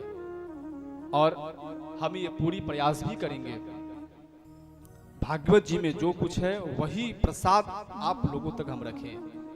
भागवत जी की बाहर की कोई भी बातें आप लोगों को हम नहीं रखें। कई श्रोताओं को ऐसी भी इच्छा होती है बाहर की कुछ नहीं। हम किसके लिए बैठे हैं? श्रीमद् भागवत कथा सुनने के लिए बैठे हैं, और हमें श्रीमद् भागवत कथा ही सुननी चाहिए। आजकल न जाने व्यासपीठ से कैसी कैसी बातें, कैसी कैसी चुटकुला, कैसी कैसी। जय श्री। इस संसार में दो ही पीठ है, एक व्यासपीठ और दूसरा राजपीठ। राजपीठ अर्थात राजनेता जी, जो भी राजनेता लोग हैं, दो ही पीठ है। और उस दोनों पीठ में व्यासपीठ सर्वोपरि है।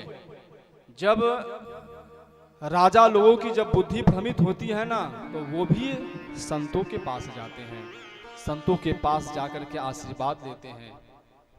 गंगा पापम शशि तापम दैन्यम कल्पतरु तथा पापम तापम च दैन्यम च सताम संगतिरेव च। पापी व्यक्ति है, बहुत पाप किया है, यदि गंगा जी में जाकर के डुबकी लगाएगा, अभी गंगा दशहरा गया ना, अभी बोलो गंगा मैया की। गंगा पापम, यदि कोई व्यक्ति पापी है, बहुत पाप किया है, गंगा जी में जाता है, गंगा जी में स्नान करता है, तो उसके सारे पाप नष्ट हो जाते हैं। शशि तापम, बहुत तेज की गर्मी लग रही है। अभी ना आजकल इतनी सारी साधन हमारे पास आ गई है, पहले इतनी सारी साधन नहीं हुआ करती थी। हाथ वाली पंखे लेकर के गांव में बैठा करते थे। और जय श्री,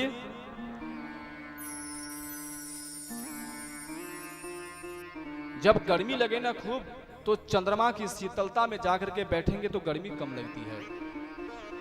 दैन्यम कल्पतरु तथा, जिसको गरीबी आकर के घेर रखा है, दरिद्र हो गया है, ऐसे व्यक्ति यदि कल्पतरु नामक वृक्ष है स्वर्ग में, और उस कल्पतरु वृक्ष के समीप जाकर के बैठ करके यदि इंसान जो भी मांगता है ना, उसे मिल जाता है। तो दैन्यम कल्पतरु तरा, अपनी दीनता, अपनी गरीबी दूर हो जाती है। कहाँ? कल्पतरु वृक्ष के पास बैठने पर। गंगा मैया क्या करती है? केवल पाप का हरण करती है। चंद्रमा क्या करती है? ताप को हरण करती है, गर्मी को हरण करती है। और कल्पतरु वृक्ष क्या करते हैं? अपनी दीनता को खत्म करते हैं।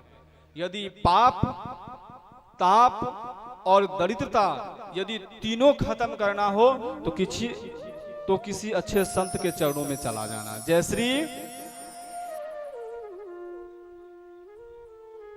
संतों की बहुत महिमा गाई और कृष्णम वंदे जगतगुरु, अंतिम ये वाक्य ठीक है। संसार में भ्रमण करने के बाद भी यदि अच्छे गुरु न मिले ना, तो कृष्णम वंदे जगतगुरु, भगवान श्री कृष्ण को अपना सर्वस्व मान करके उसे गुरु बना लीजिए, बेड़ा पार हो जाएगा।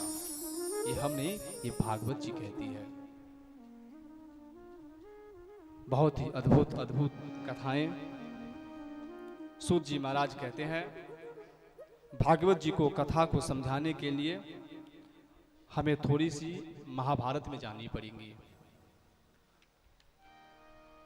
सूत जी महाराज कहते हैं महाभारत पूरा हो चुका था और उस समय में भीम ने अपनी गदा के प्रहार से दुर्योधन की जंघा को तोड़ दिया था और उस रणभूमि में बैठा हुआ दुर्योधन तड़प रहा था। बहुत सी सेनाएं दुर्योधन की मारी जा चुकी थी। उसी समय अश्वत्थामा उनके पास आया और अश्वत्थामा आकर के उनसे कहता है दुर्योधन से, स्वामी आपने जीवन में बहुत बड़ी भूल करी। क्या भूल किया मैंने? आपने जीवन में सबसे बड़ी भूल ये की कि आपने कर्ण को सेनापति बना दिया।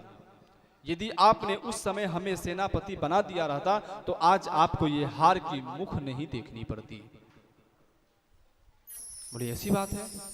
अभी भी कुछ नहीं बिगड़ा है महाराज दुर्योधन, अभी भी आप हमें सेनापति बना दीजिए और देखिए मैं आपको अभी भी युद्ध जिता दूंगा। बड़ी ऐसी बात है तो ठीक है। कमरबंध से चक्कू निकाली, अंगूठी फाड़े और उसको राज तिलक कर दिया। आज से सेनापति अश्वत्थामा। और अश्वत्थामा सेनापति बनकर के वो पांडवों की शिविर की ओर चला। आज भगवान श्री कृष्ण पांचों पांडवों को अपनों बातों से फंसा करके या अपने बातों में मोहित करके कहे जंगल की यात्रा करी। और इधर पांडवों के पांचों पुत्र शिविर में सोए हुए थे। अश्वत्थामा गया और शिविर के पीछे से घुसा, देखा कि अरे ये तो पांचों पांडव है। और उसके पांचों पांडवों के जो बालक सो रहे थे उसको उन्होंने क्या किया, तलवार निकाली और पांचों का सर उसने काट दिया। एक पात्र में पांचों सर लेकर के, रात्रि का समय था, कपड़े से ढक करके दौड़ते हुए, देखिए महाराज महाराज महाराज महाराज, देखिए जो आज तक पूरे कौरव मिलके नहीं कर पाया, मैं अकेले आज देखिए पांचों पांडवों को मार करके आपके सामने में लाया हूं। दुर्योधन खुश हो गया। ऐसी बात है जो आज तक पूरे कौरवों ने नहीं कर पाया वो अकेले अश्वत्थामा ने कर दिया। बड़ी आश्चर्य हुई। और अश्वत्थामा ने जैसे ही उस वस्त्र को हटा करके देखा कि ये पांचों पांडव नहीं, ये तो पांचों पांडव के पांच पुत्र हैं। अश्वत्थामा की आंखों से झरझर झरझर आंसू गिरने लगे। अरे अश्वत्थामा, ये तूने क्या किया? अश्वत्थामा, मेरी दुश्मनी पांडवों से थी, पांडवों के पुत्र से मेरी दुश्मनी नहीं थी। अब ये बता अश्वत्थामा, मेरे मरने के बाद मेरे कुल को कोई जल देने वाला भी नहीं छोड़ा तूने रे। और उसी समय अश्वत्थामा वहीं पर मर गया। अश्वत्थामा डर से भयभीत हो गया, भागने लगा। इधर जब पांचों पांडव शिविर में आए तो देखते हैं कि पूरे शिविर खून से लथपथ भरा हुआ है। जैसे कहीं द्रौपदी गई, देखिए ये खून कहां से आ रहा है। जैसे ही वो वस्त्र को हटाई, देखी कि उसका पांचों पुत्र उसका मरा पड़ा है, सर है ही नहीं। द्वारपाल ने बताया अभी अभी अश्वत्थामा आया था। रोने लगे, अरे अश्वत्थामा, ये मेरे पुत्र तेरा क्या बिगाड़ा था? ये भी छोटे छोटे बालक सो रहे थे। मत्तम प्रमत्तम माता शिशु नाम निधनम सुतानाम निशाम्य घोरम परिताप्यमाना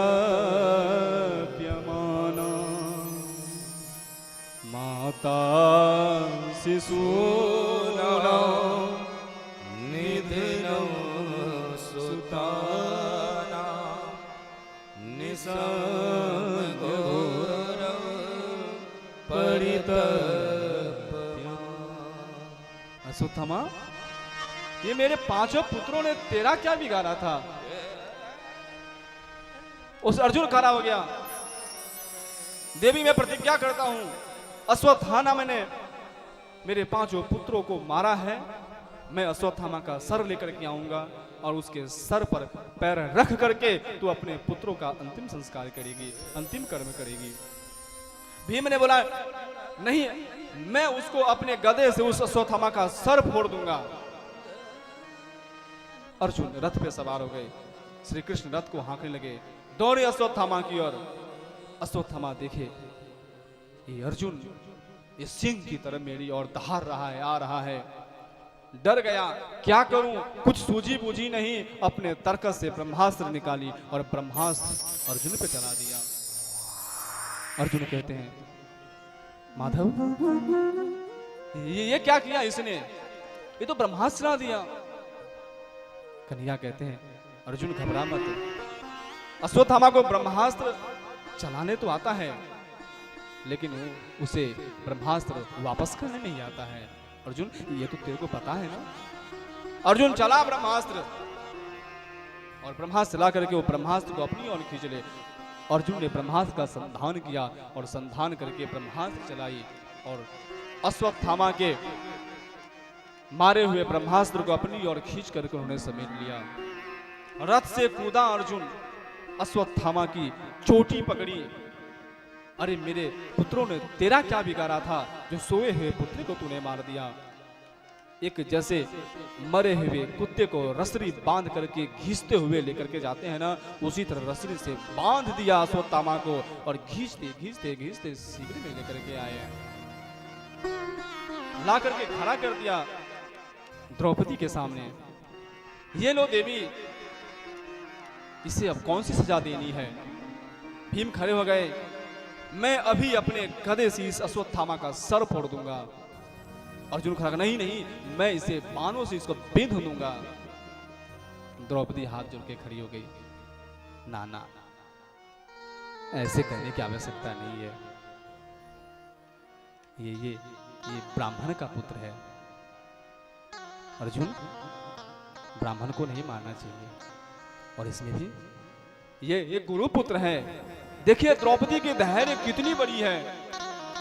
उसका पुत्र मरा हुआ पड़ा है, अंतिम संस्कार बाकी है और उसके पुत्रों का हत्यारा उसके सामने खड़ा है। और द्रौपदी कहती है मुच्यता मुच्यता में स ब्राह्मणो नितराम मुच्यता मुच्यता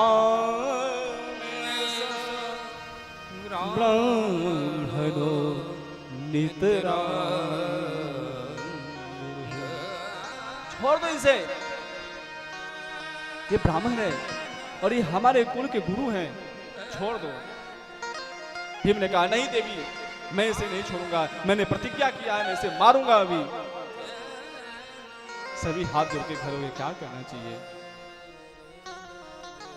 युधिष्ठिर जी महाराज कहते हैं ऐसी स्थिति में गोविंद के पास जाना चाहिए, वही हमें मार्गदर्शन देंगे। सभी हाथ जोड़ के खड़े हो गए, गोविंद ऐसी स्थिति में क्या करना चाहिए। गोविंद कहते हैं ब्रह्म बंधुर्न हन्तव्यः आतताई मयैवो भयमान परिहाय हैनु समान। ब्रह्म बंधुर्न हन्तव्यः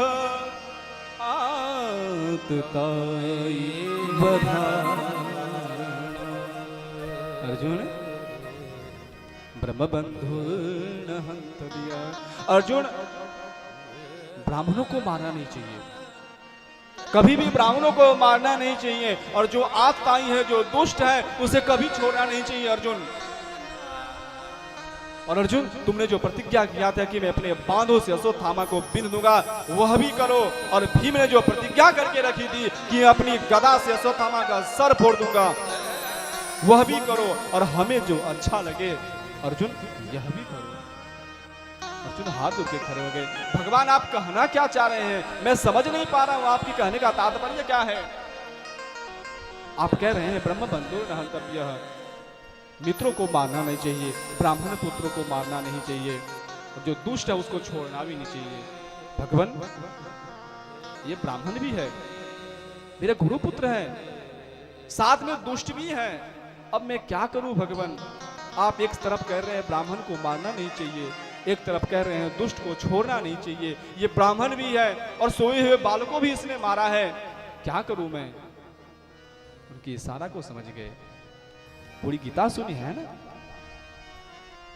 अर्जुन अश्वत्थामा के पास गए और उसके मस्तक से मणि निकाली, जोर से धक्का मारा और धक्के मार करके शिविर से उसको बाहर निकाल दिया।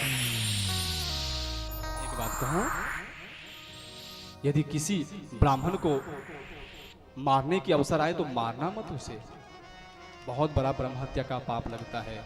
कभी भी जीवन में अवसर आए तो ब्राह्मण को अपमान मत करना, इस कथा से सीख मिलती है।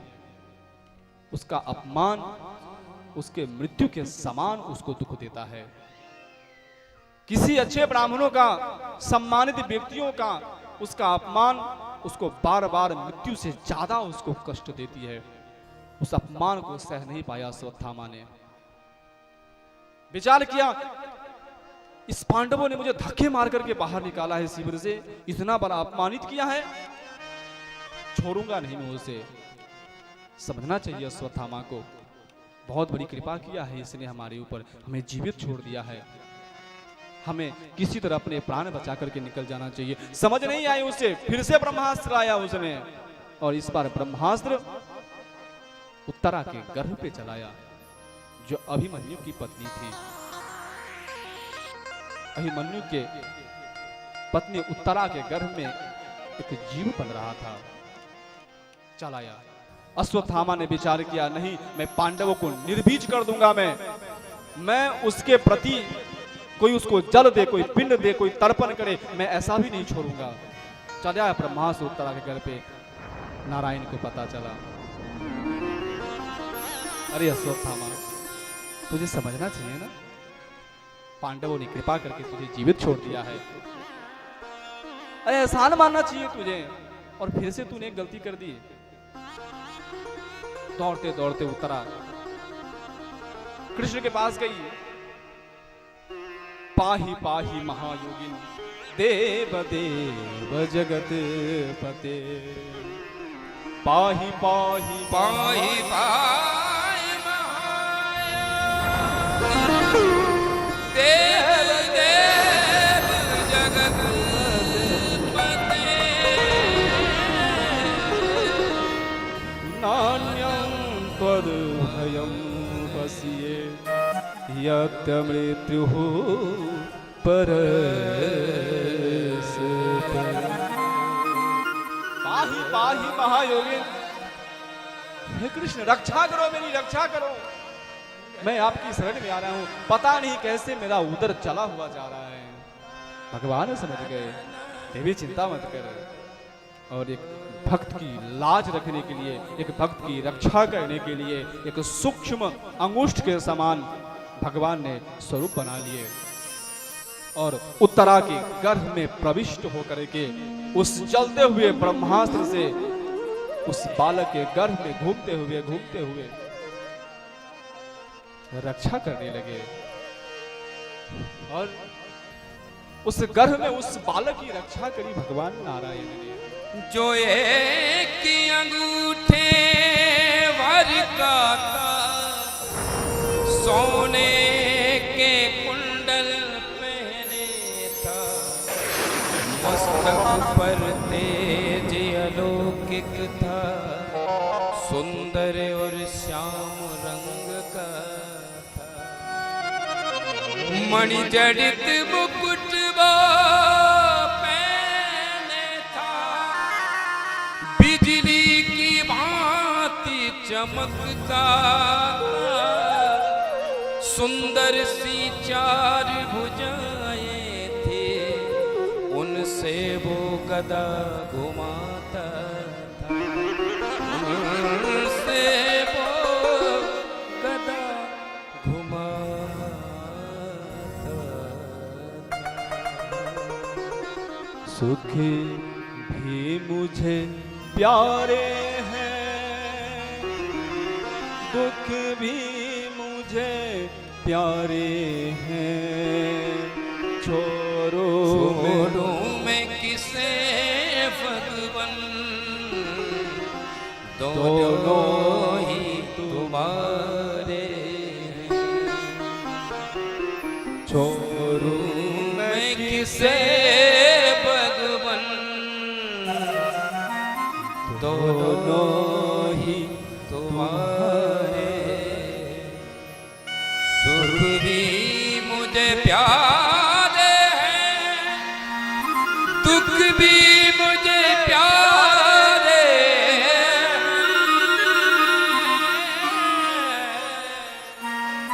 छोड़ूं मैं किसे भगवन, दोनों ही तुम्हारे। दोनों ही तुम्हारे।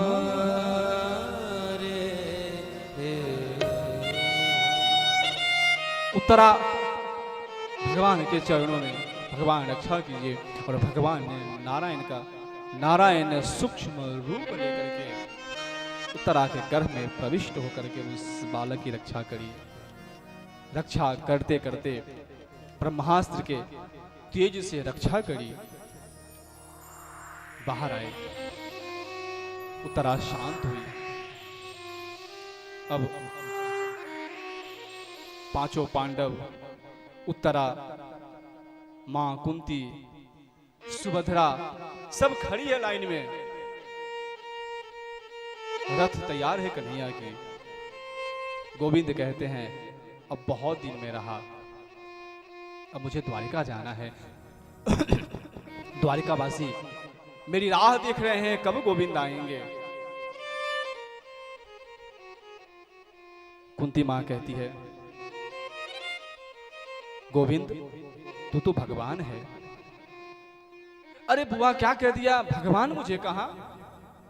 अरे नहीं भगवान नहीं हूं मैं। अच्छा ठीक है बुआ, जब तू कह रही है कि मैं भगवान हूं, तो जब तूने मुझे भगवान का स्थान दिया है ना, तो भगवान कुछ न कुछ देते हैं। अब कुछ तो मांगना पड़ेगा। नहीं नहीं मुझे कुछ नहीं चाहिए। युधिष्ठिर से कहते हैं इससे पूछ ले, शायद ये कुछ मांग ले। युधिष्ठिर सामने, तुम्हारी माँ मेरी बुआ कुंती ने मुझे भगवान का पद दिया है, और जब मुझे भगवान का पद दिया है तो मैं कुछ न कुछ मैं देकर के जाऊंगा। मांगो युधिष्ठिर क्या चाहिए। महाराज कहते हैं भगवान जैसे मैंने बचपन से बड़ा हुआ, मैंने सत्य का आश्रय लिया और मैंने सत्य नहीं छोड़ी, उसी तरह मैं सत्य का आश्रय लेकर के रहूं। मैं कभी भी असत्य का मार्ग न पकड़ूं, मैं धर्म के पथ पर चलूं। अर्जुन से कहते हैं अर्जुन तुझे कुछ चाहिए? मांग, तुझे चाहिए? बोले नहीं नहीं मुझे कुछ नहीं चाहिए, मुझे अपने भाइयों में प्रीति बनी रहे। भीम से कहते हैं तुझे कुछ चाहिए? बोले नहीं मुझे भी कुछ नहीं चाहिए, आपकी भक्ति बनी रहे। नकुल सहदेव सबसे बोले, सबने किसी ने कुछ नहीं मांगा। बात उत्तरा की आई, उत्तरा भी भगवान से कुछ नहीं मांगा। सुभद्रा से गई, सुभद्रा तू तो कुछ मांग ले। कुंती के मन में आज भय है, ये मेरी बहुरानी है ना, और ये श्री कृष्ण की बहन भी है, शायद कुछ मांग न ले उनसे, लेकिन वो भी कुछ नहीं मांगी। लास्ट में आते हैं, बुआ तूने मुझे भगवान कहा है तो कुछ न कुछ तो मैं दे करके जाऊंगा। बुआ कहती है नहीं, मुझे कुछ नहीं चाहिए। नहीं बुआ, कुछ तो मांगना पड़ेगा तुझे, मैं कुछ न कुछ दे के जाऊंगा। कृष्णाय वासुदेवाय देवकी नंदनाय च नंद गोप कुमाराय गोविंदाय नमो नमः। स्तुति की, नहीं बुआ कुछ मांगना पड़ेगा। बुआ हाथ जोड़े कहती है, कृष्ण यदि देना चाहते हो तो। रे थे प्रभु जी तुम हमारे हो, तुम हमारे ही रहोगे ओ मेरे प्रियतम। तुम हमारे थे प्रभु जी तुम हमारे हो, तुम हमारे ही रहोगे ओ मेरे प्रियतम। कुंती माँ कहने लगी, हम तुम्हारे थे प्रभु जी हम तुम्हारे हैं, हम तुम्हारे ही रहेंगे ओ मेरे प्रियतम। हम तुम्हारे थे प्रभु जी हम तुम्हारे हैं, हम तुम्हारे ही रहेंगे ओ मेरे प्रियतम।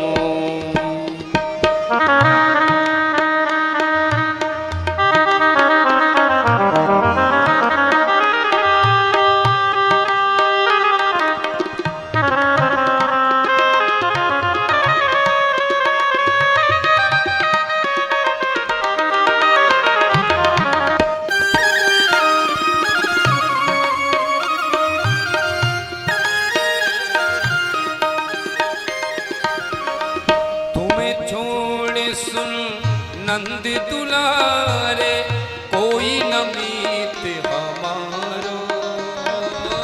तुम्हें छोड़ सुनी नंद दुलारे कोई न मीत हमारो।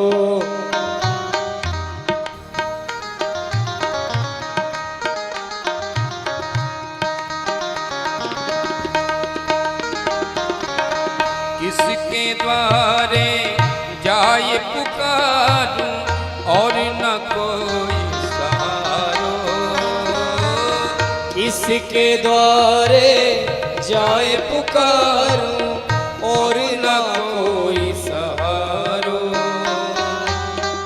अब तो आके माहे पकड़े लो ओ मेरे प्रियतम।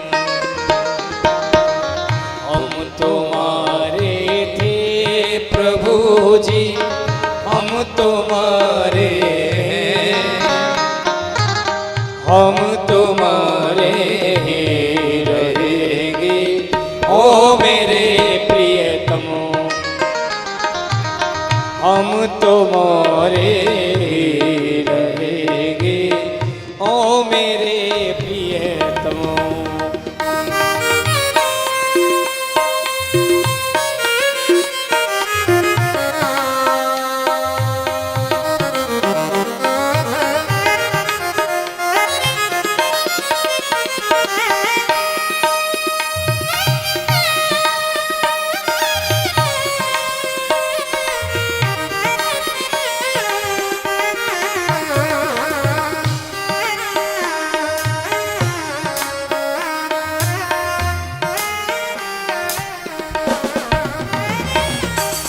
तेरे कारण सब जग छोड़ा तुम संग ना जोड़ा। तेरे जग छोड़ा, तुम संग नौता जोड़ा। एक बार प्रभु बस ये कह दो, तू मेरा मैं तेरा। एक बार प्रभु बस यह कह दो, तो मेरा मैं तेरा। साची प्रीति की रीत निभा दो, ओ मेरे प्रियतम। तुम हमारे थे प्रभु जी, तुम हमारे हो, तुम हमारे ही रहोगे, ओ मेरे प्रियतम।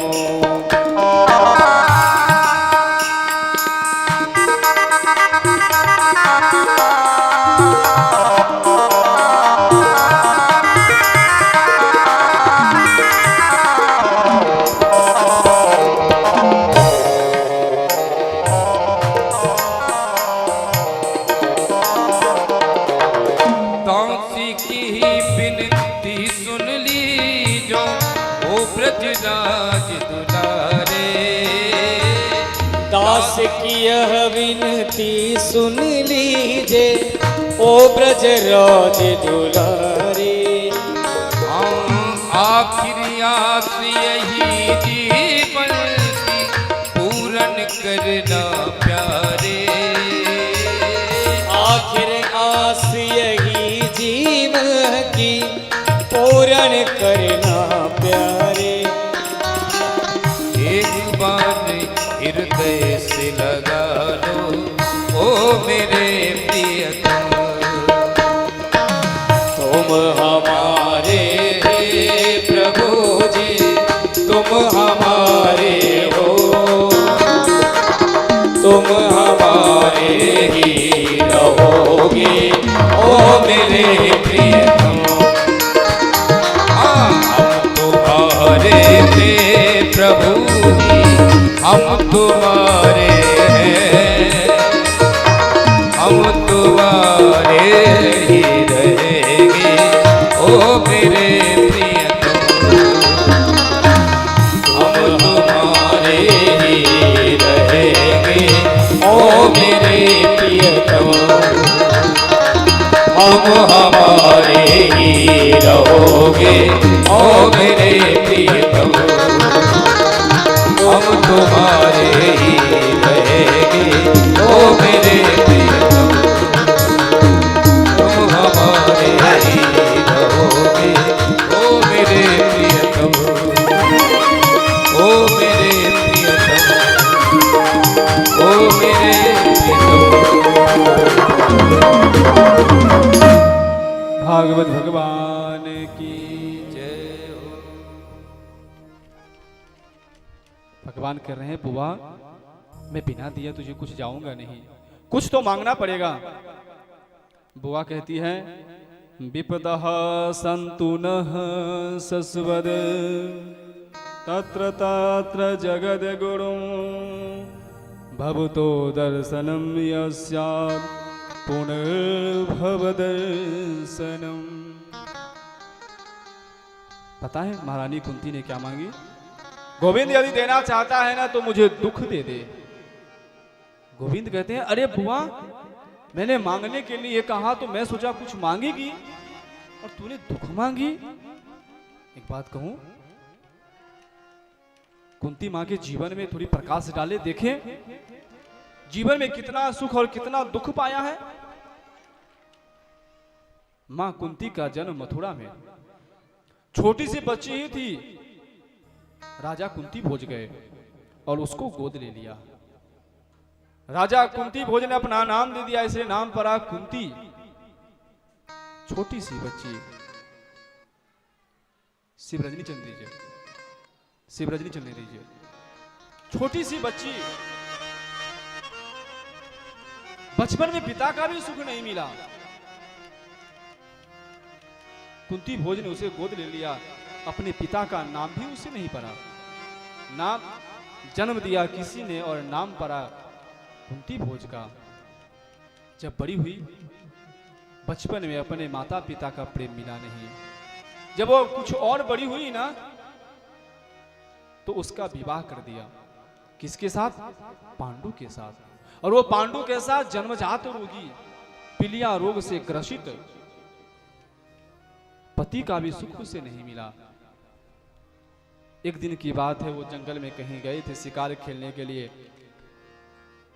पांडु समझे ये हिरण है, बाण मारी और वो जाकर के एक ऋषि को लगा। और उस समय वो ऋषि अपने पत्नी के साथ किसी विशेष क्रिया में संलग्न थे। उसी समय उसकी पत्नी की मृत्यु हो गई। ऋषि ने शाप दे दिया, अरे पांडु, तूने इस अवस्था में मेरे पत्नी को मारा है, जा तुझे शाप देता हूं, जब भी तू संतान उत्पत्ति के भावना से अपने पत्नी के पास जाएगा तेरी मृत्यु हो जाएगी। उस भला हो उस दुर्वासा मुनि का, जिन्होंने अमोघ मंत्र दिए थे द्रौपदी को, जिसे कुमारी अवस्था में एक ज्येष्ठ पुत्र था कर्ण, और दुर्योधन और युधिष्ठिर, भीम और अर्जुन, ये 3 पुत्र हुए। और वही मंत्र उन्होंने माद्री को दी, जिससे अश्विनी कुमार हुए। अश्विनी कुमार के अंशज नकुल और सहदेव हुए। भरी जवानी में अपने पति का जो सुख चाहिए वो मिला नहीं। एक साध्वी पत्नी के लिए इससे बड़ा दुख और क्या हो सकता है। और तो और एक दिन पांडु से रहा नहीं गया, माद्री के पास कामासक्त होकर के गया और उसी समय पांडु मर गया। भरी जवानी में पति का भी सुख नहीं मिला और पति भी ऐसा जो आधी जवानी में मर गया। मरना वो चाह रही थी कुंती, माद्री आकर कही, बहन मैं मरना चाह रही हूं, मैं सती होना चाह रही हूं। अपने दोनों पुत्रों को सौंप दिए कुंती को और अपने पति के चिता में जाकर के सती हो गई। छोटे छोटे बालक, कौरव भी कुछ कम नहीं थे। कुछ न कुछ दिन में हर प्रतिदिन कुछ न कुछ नाटक लेके पहुंच जाते उसको दुख देने के लिए। कभी किसी को भेजते विष लेकर के, जा विष दे दे। एक दिन तो विष भी पिला दिया भीम को। वो भला हो नागलोक का जिन्होंने रक्षा की उन्हें, और 10,000 हाथियों का बलि भी प्रदान कर दिया नागलोक से। और देखो तो सही, जब आगे गए ना तो उस पूरे को परिवार को जला के मार डालने की भावना से लाह का भवन बना दिया उसने, लगा दी विरोचन से, जाओ इसमें आग लगा दो। वो तो भला हो सहदेव का, जिसे ज्योतिष का ज्ञान था, और उन्होंने ज्योतिष की ज्ञान से सुराग से उन्होंने रास्ता लेकर के उन्होंने पाताल के मार्ग से बाहर निकल गया। देवी तुझे दुख भोगते भोगते पेट नहीं भरता, जीवन में दुखी तो भोगा है, और क्या भोगा है तूने। इतने संघर्ष के बाद राजसू यज्ञ करी। जब राजा बनने का अवसर आया तो छल से कौरवों ने क्या किया, जुआ खेला और जुए में संपूर्ण राज्य को जीत लिया। भरी सभा में तेरी बहुरानी को उन्होंने अपमानित किया। इससे बड़ी दुख कोई और हो सकती है क्या? इससे भी तेरा पेट नहीं भरा। और जब हो गया तो पता है कौरवों ने क्या शर्त रखी, 12 वर्ष का वनवास। राजसुख नहीं मिला, 12 वर्ष का वनवास और 1 वर्ष का अज्ञातवास। और उस 1 वर्ष के अज्ञातवास में कोई न कोई नाटक लेकर के ले जाते, शायद ये पकड़ा जाए, उसकी अज्ञातवास भंग हो जाए। और जैसे तैसे दुख पाकर के अज्ञातवास हुआ। और जब राज्य पाने की अवसर आई तो कौरवों ने महायुद्ध छेड़ दी, महाभारत हुआ। विशाल युद्ध के बाद जब तेरे बलशाली पुत्रों ने इस महाभारत को जीता, और तब जब तेरे बड़े पुत्र धर्मराज युधिष्ठिर को राज्य तिलक हुआ, राजा बने हैं, और जब आज तेरे को राजमाता कहलाने का अवसर प्राप्त हुआ है, लोग राजमाता कहेंगे, ये जब सुख प्राप्त हुआ आज, तो इस सुख को भी तूने ठुकरा दिया बुआ। और आज फिर से तूने विपदः सन्तु नः सस्वद तत्र तत्र जगद्गुरु भवतो दर्शनं यस्यात् पुनर्भवदर्शनम।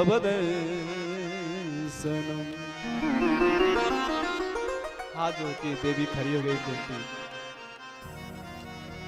गोविंद, एक बात कहूं, तुम्हारी सब बात सत्य है। मेरा जन्म मथुरा में, पिता का सुख नहीं मिला, अपने पिता का नाम भी नहीं मिला। भला हो कुंती भोज का, जिन्होंने नाम देकर के हमारा नाम कुंती रखा। पति का सुख नहीं मिला, वनवास मिली, अज्ञातवास मिला। गोविंद, एक बात कहूं, उस प्रत्येक दुख में गोविंद तेरा साथ था, और जिस दुख में गोविंद तेरा साथ रहा ना, वो दुख नहीं, वो दुख महासुख था मेरे लिए, और ये महासुख मैं हमेशा पाना चाहता हूं। गोविंद, गोविंद, आज भी मैं दुख इसलिए तेरे से मांग रही हूं क्योंकि उस दुख में तू मुझे छोड़ करके नहीं जाएगा। और एक बात कहूं, ऐसे दुख तो सबको मिले जो उस दुख के घड़ी में मेरे गोविंद का साथ हो। ऐसा कौन नहीं चाहता है कि मेरे गोविंद का साथ हो। कहो ना जयश्री। बहुत ही मार्मिक प्रसंग था ये श्रीमद् भागवत जी का। आइए एक भजन के माध्यम से जहां भी रहूं बरसाना रहे, क्योंकि इसके आगे वाला जो प्रसंग है ना, वो भी करुण ही प्रसंग है। तो आइए थोड़ी आनंद कर ले भजन के माध्यम से। मैं जहां भी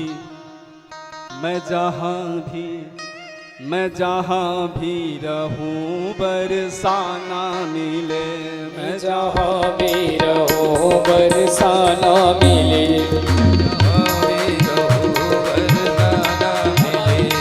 जहाँ भी रहूं बरसाना मिले। तेरे रंग में रंगा हर जमाना मिले। तेरे रंग में रंगा हर जमाना मिले। तेरे रंग में रंगा हर जमाना मिले। तेरे रंग में रंगा हर जमाना मिले। मैं जहाँ भी ओ मैं जहाँ भी रहूं बरसाना मिले। मैं जहाँ भी रहूं बरसाना मिले। राधे रानी सरकार की।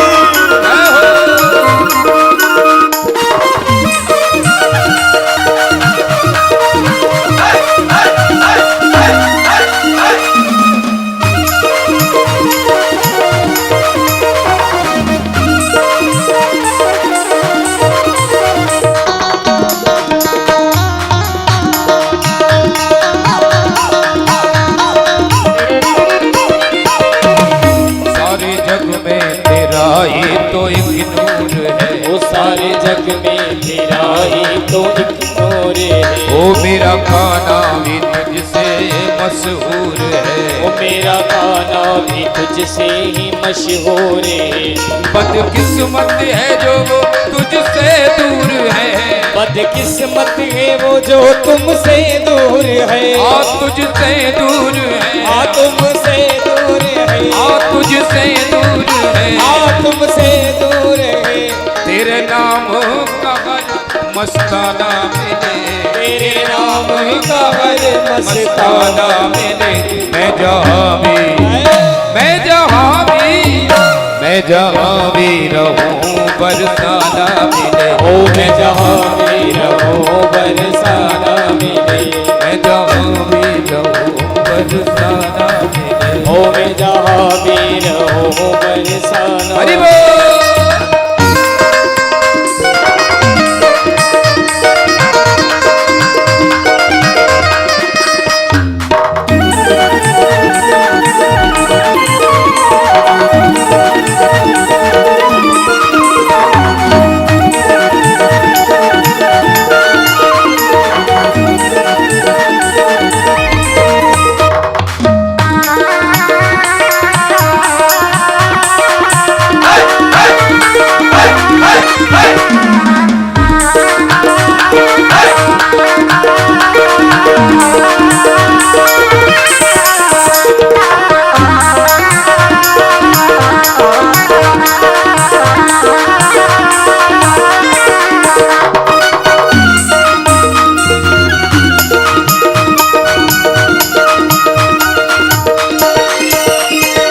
रहमत के गीत गाने आया हूँ मैं। ओ तेरी रहमत के गीत गाने आया हूँ मैं। तेरी रहमत के गीत गाने आया हूँ मैं।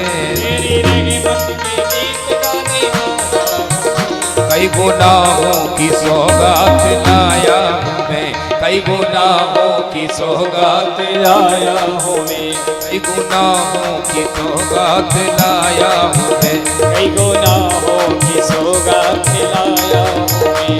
कर दो करुणा जगत का सताया हूँ मैं। कर दो करुणा जगत का सताया हूँ मैं। ओ कर दो करुणा जगत का सताया हूँ मैं। कर दो करुणा जगत का सताया हूँ मैं। ओ दर पे आया हूँ मैं। ओ आज आया हूँ मैं। आदर पे आया हूँ मैं। ओ आज आया हूँ मैं। आदर पे आया हूँ मैं। आज आया हूँ मैं। रहमत का इशारा नजराना मिले। रहमत का निशान तेरा ना मिले। मैं जहाँ भी जय हो। बोलो वृंदावन में हरिलाल की। ये सभी लोग ताली नहीं बजा रहे तो ठीक है। और मैं जहाँ भी रहूँ बरसाना। मैं जहाँ भी रहूँ बरसाना मिले। हाँ मैं जहाँ भी रहूँ बरसाना मिले। मैं जहाँ भी रहूँ बरसाना मिले। सभी लोग हाथ ऊपर करके प्रेम से ताली बजाएं। पीछे वाले भी ताली बजाए। मीठी मीठी तालियों के साथ।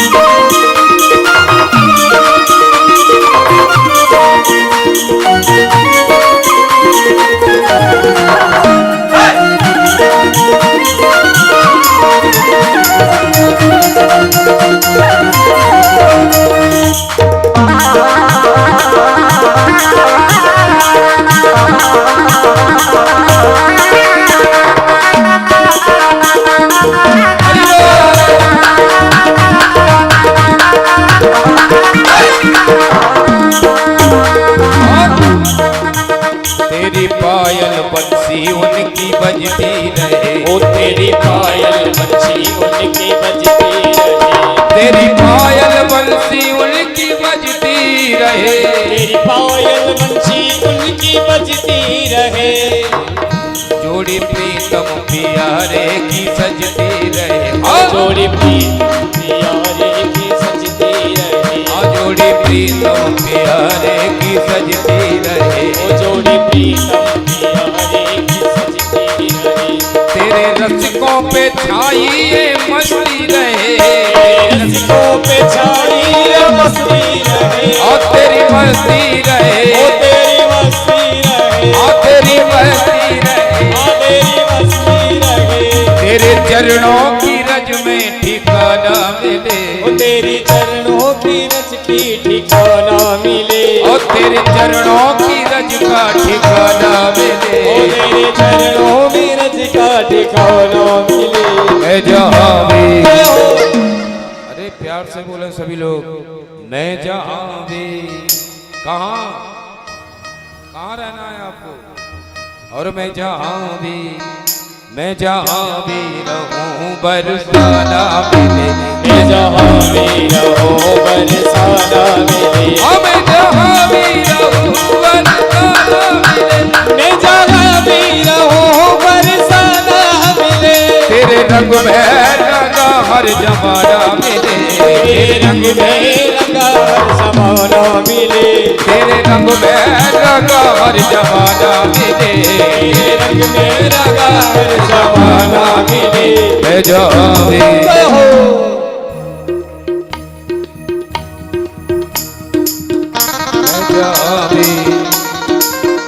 मैं जहाँ भी रहूँ बरसाना मिले। जहाँ भी रहूँ बरसाना मिले। हाँ मैं जहाँ भी रहूँ बरसाना मिले। मैं जहाँ भी रहूँ बरसाना मिले। मैं जहाँ भी रहूं बरसाना मिले, ओ बरसाना मिले, बरसाना मिले, बरसाना मिले, बरसाना मिले, ओ बरसाना मिले, बरसाना। जय जय श्री राधे, जय जय श्री राधे, जय जय श्री राधे, जय जय श्री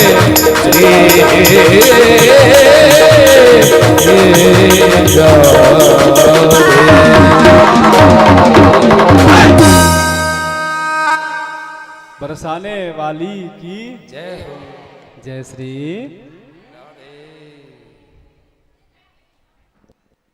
सभी लोग आराम से बैठ जाइए। बहुत ही अद्भुत प्रसंग श्रीमद् भागवत जी का। सभी लोग आराम से बैठ जाइए। थोड़ी सी कथा बची है, उसके बाद बहुत ही अद्भुत झांकी का भी बहुत सुंदर है।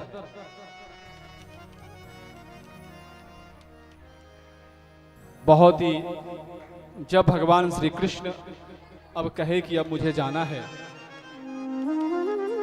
रथ पे सवार हुए तो युधिष्ठिर जी महाराज हाथ जोड़ के, महाराज गोविंद कुछ दिन रुक जाइए अब हस्तिनापुर में। अब हमारी इच्छा है कुछ दिन रहे। भगवान श्री कृष्ण बात मान गए। गोविंद उतर गए, रथ से उतर के रहने लगे। एक दिन युधिष्ठिर जी महाराज उनके पास आकर कहते हैं, उत्तरायण का समय है और एक आपका परम भक्त है जो आपका इंतजार कर रहा है, कब आपके दर्शन हो। कौन है भक्त? चले, रथ को सजाया गया। एक रथ पे सभी बैठ गए, पांचों पांडव आदि सब बैठ गए। एक रथ पे भगवान श्री कृष्ण कुरुक्षेत्र की यात्रा करी। सौनकादि महाराज कहते हैं कुरुक्षेत्र की यात्रा आज क्यों? महाभारत तो पूरी हो चुकी थी। सूत जी महाराज कहते हैं भगवान का एक परम भक्त है जिसका नाम है भीष्म। आज भीष्म उत्तरायण का इंतजार कर रहा है। उस गंगा पुत्र भीष्म को इच्छा मृत्यु का वरदान प्राप्त है और इस चीज को समझ गए थे युधिष्ठिर जी महाराज। जब उत्तरायण का समय है, और जो उत्तरायण का समय जो होता है बहुत पवित्र समय होता है, और इस समय में जब किसी के शरीर छूटती है तो परम गति को पाता है।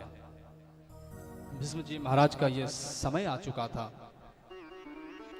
सभी कुरुक्षेत्र में पहुंचे, आकर के देखें तो सैकड़ों बाण भीष्म के शरीर पर लगी हुई है और भीष्म का शरीर उस बाण पे टिका हुआ है। सभी आकर के चारों तरफ से महाराज भीष्म को घेर लिए। महाराज भीष्म इधर उधर सबको देखने लगे, आंखों से शुरुआत होने लगी। सभी ऋषियों को मुनियों को तत्वोपदेश देने लगे। तत्वोपदेश जब दे ही रहे थे उसी समय द्रौपदी हंस पड़ी। मुस्कुराते हुए भीष्म जी महाराज कहते हैं, द्रौपदी देवी हंसी क्यों?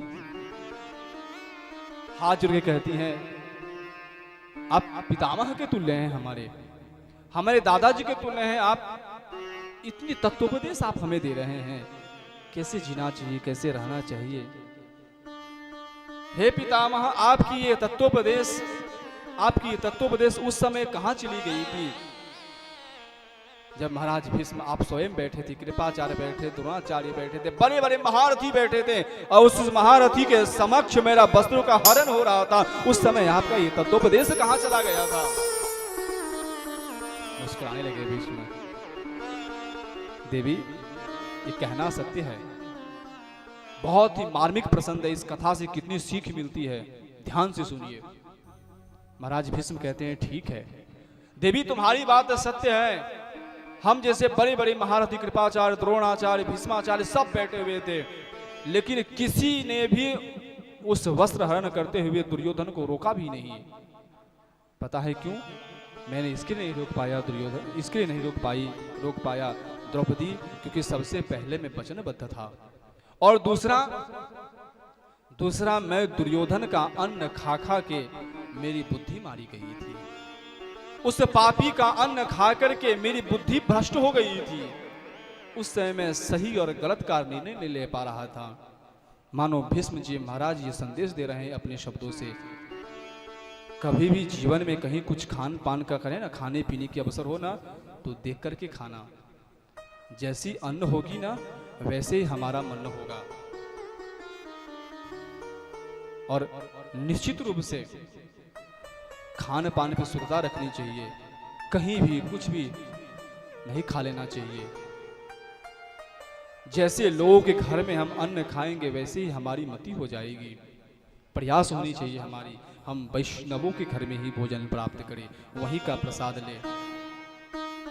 मान लीजिए हम बहुत ज्यादा भूखे हैं, हमारी तृष्णा तेज हो गई है, तो जो भी प्रसाद मिला है ना, तो उसको सबसे पहले गोविंद को भोग लगाएं।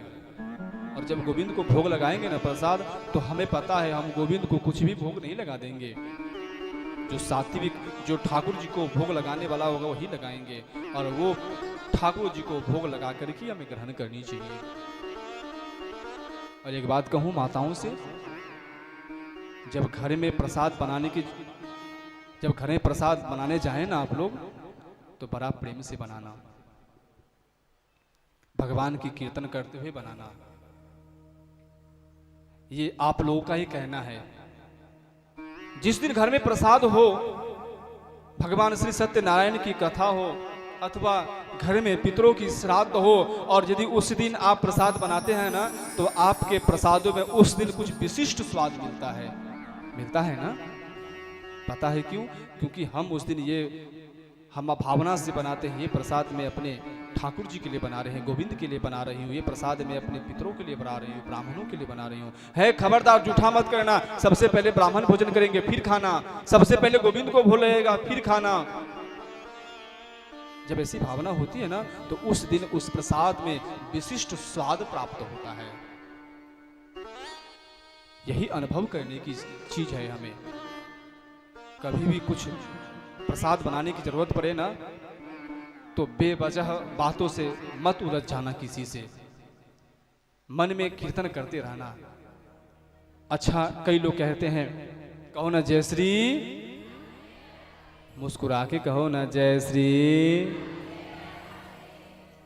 जय जय श्री राम। कई लोग ऐसा भी कहते हैं, महाराज जी मेरी सासू माँ है ना, मुझे कथा में नहीं जाने देती है। मेरी माँ है ना, कथा में नहीं जाने देती है। मेरी जेठानी है ना, कथा में नहीं जाने देती है। कोई बात नहीं, मर्यादा है, उनका पालन करना।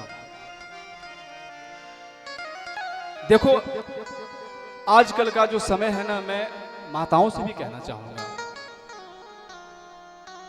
जब भक्ति की बात करें ना, बहू कथा में जाना है, मंदिर में जाना है, तो कहे तो लेके जाना, ऐसा नहीं, उसे प्रेरणा देना। बहू मंदिर में चल, बहू कथा हो रही है, सत्संग में चल। एक बात कहूं, यदि मन में बुरा मत लेना, क्योंकि व्यासपीठ से है तो कुछ ऐसी बातें होगी जो कटु सबसे भी समझाना पड़ेगा, और कुछ मीठी बातों से। यदि बहू यदि कुछ कुविचार की भी होगी ना, कुछ दुष्ट प्रवृत्ति की भी होगी ना, तो उसे यदि कथा में सासू माँ यदि अपने बहू को लेकर के आएगी ना, तो कथा में अच्छी अच्छी चीजें सुनने को मिलेगी, और उससे आपकी बहू आपके घर में खूब सेवा करेगी। जय श्री। कभी रोकना मत अपने बहू को कथा में जाने के लिए। और ठीक है, यदि ना हो पाए तो हमारे मन पर किसी का काबू नहीं है। उठते बैठते सोते जागते हमारे मन में हमारे गोविंद, हमारे राधे रानी का स्मरण होना चाहिए। और ये बताइए, यदि घर में हम प्रसाद बनाते समय, उठते समय, बैठते समय यदि हम गोविंद गोविंद गोविंद, हरे कृष्ण राधे राधे करेंगे, तो बताओ हमारे मन पे किसी का काबू है क्या? हमारे मन पे सिर्फ किसी का काबू नहीं है, स्वयं का है। कीर्तन करना चाहिए, भजन करनी चाहिए, मन ही मन। साधु वो नहीं है जो पीले पीले कपड़े पहन लिए, भगवा कलर पहन लिया, जंगल में चले गए। असली साधु तो वो है जो भले पैंट शर्ट पहना हुआ है, कोई बात नहीं, पैंट शर्ट पहन के भी अपने आप को साधुत्व रूप में समाज में प्रकट करता है। भगवा पहन लिए, कुछ भी पीला पहन लिया, कहने के लिए हम साधु हैं और मन से अशांत हैं, क्रोधी हैं, लोभी हैं, दंभी हैं। कोई मतलब नहीं है। जय श्री साधु संतों में वस्त्र की महत्वता नहीं है, उनकी आचरण की महत्वता है। हम वस्त्र कौन सी धारण करते हैं इस पे आधारित नहीं है।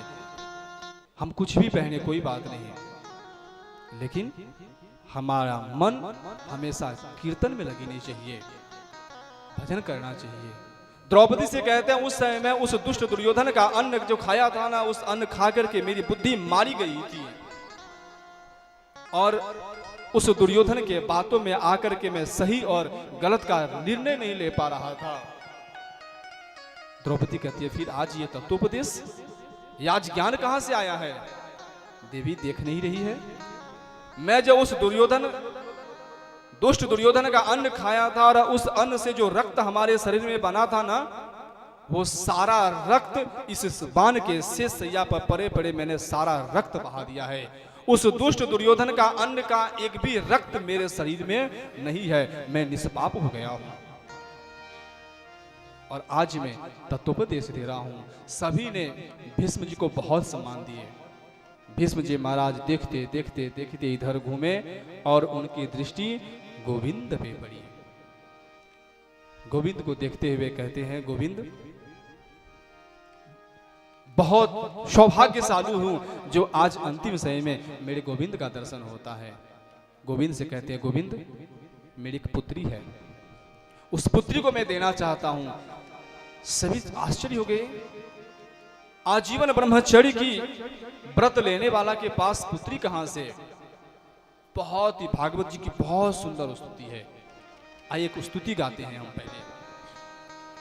इतिमते रोक कल्पिता वितृष्णा भगवत सात्वत पुंगवे विभूमि स्वसमुपगत स्वचेत हरतम प्रकट मुये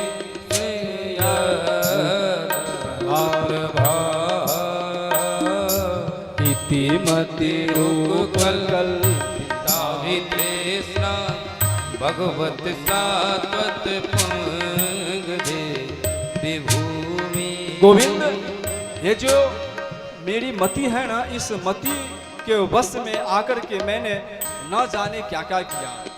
और ये जो मेरी पुत्री, ये जो मति है ना, मेरी पुत्री है और ये पुत्री गोविंद मैं आपके चरणों में सौंपता हूँ। और गोविंद ने अपनी मति रूपी पुत्री भगवान के चरणों में उन्होंने अर्पण कर दिया। भीष्म जी एक बात और कहते हैं गोविंद वो समय मुझे आज भी याद है।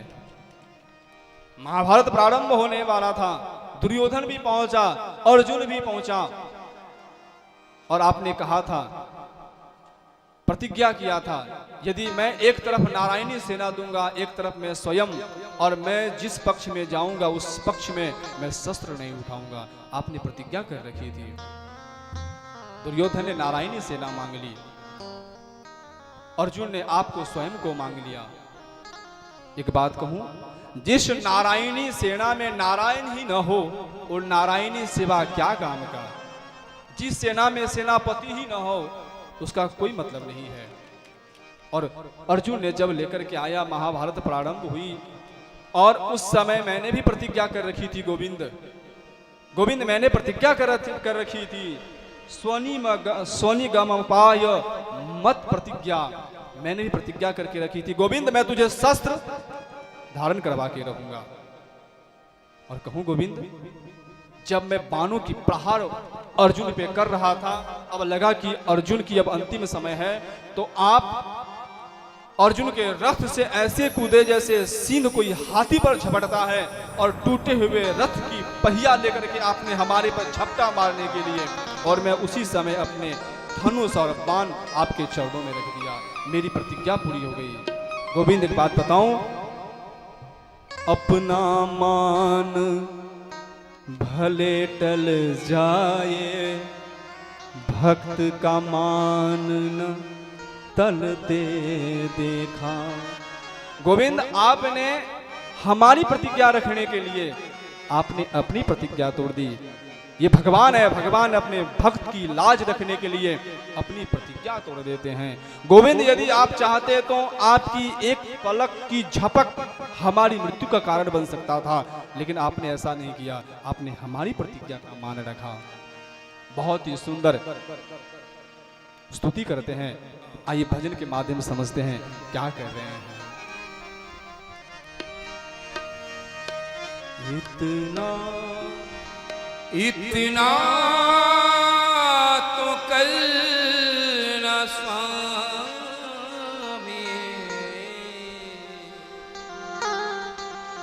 जब प्राण तन से निकले,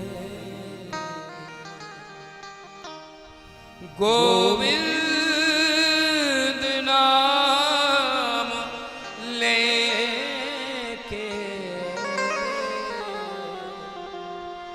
मेरे प्राण तन से निकले। श्री गंगा जी का तट हो, यमुना का बंसी वट हो, मेरा सावरा निकट हो, जब प्राण तन से निकले, गोविंद नाम लेके जब प्राण तन से निकले, उस वक्त जल्दी आना, नहीं श्याम भूल जाना। उस वक्त जल्दी आना, मुझको न भूल जाना। मुरली की धुन सुनाना,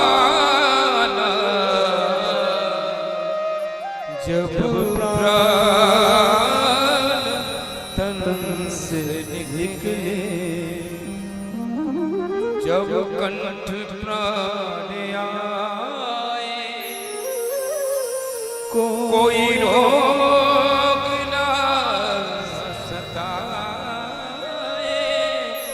जब कंठ प्राण आए, कोई रोग ना सताए, यम तरस ना दिखाए, जब प्राण तन से निकले। एक भक्त की है अर्जी, खुद गर्ज की है गर्जी,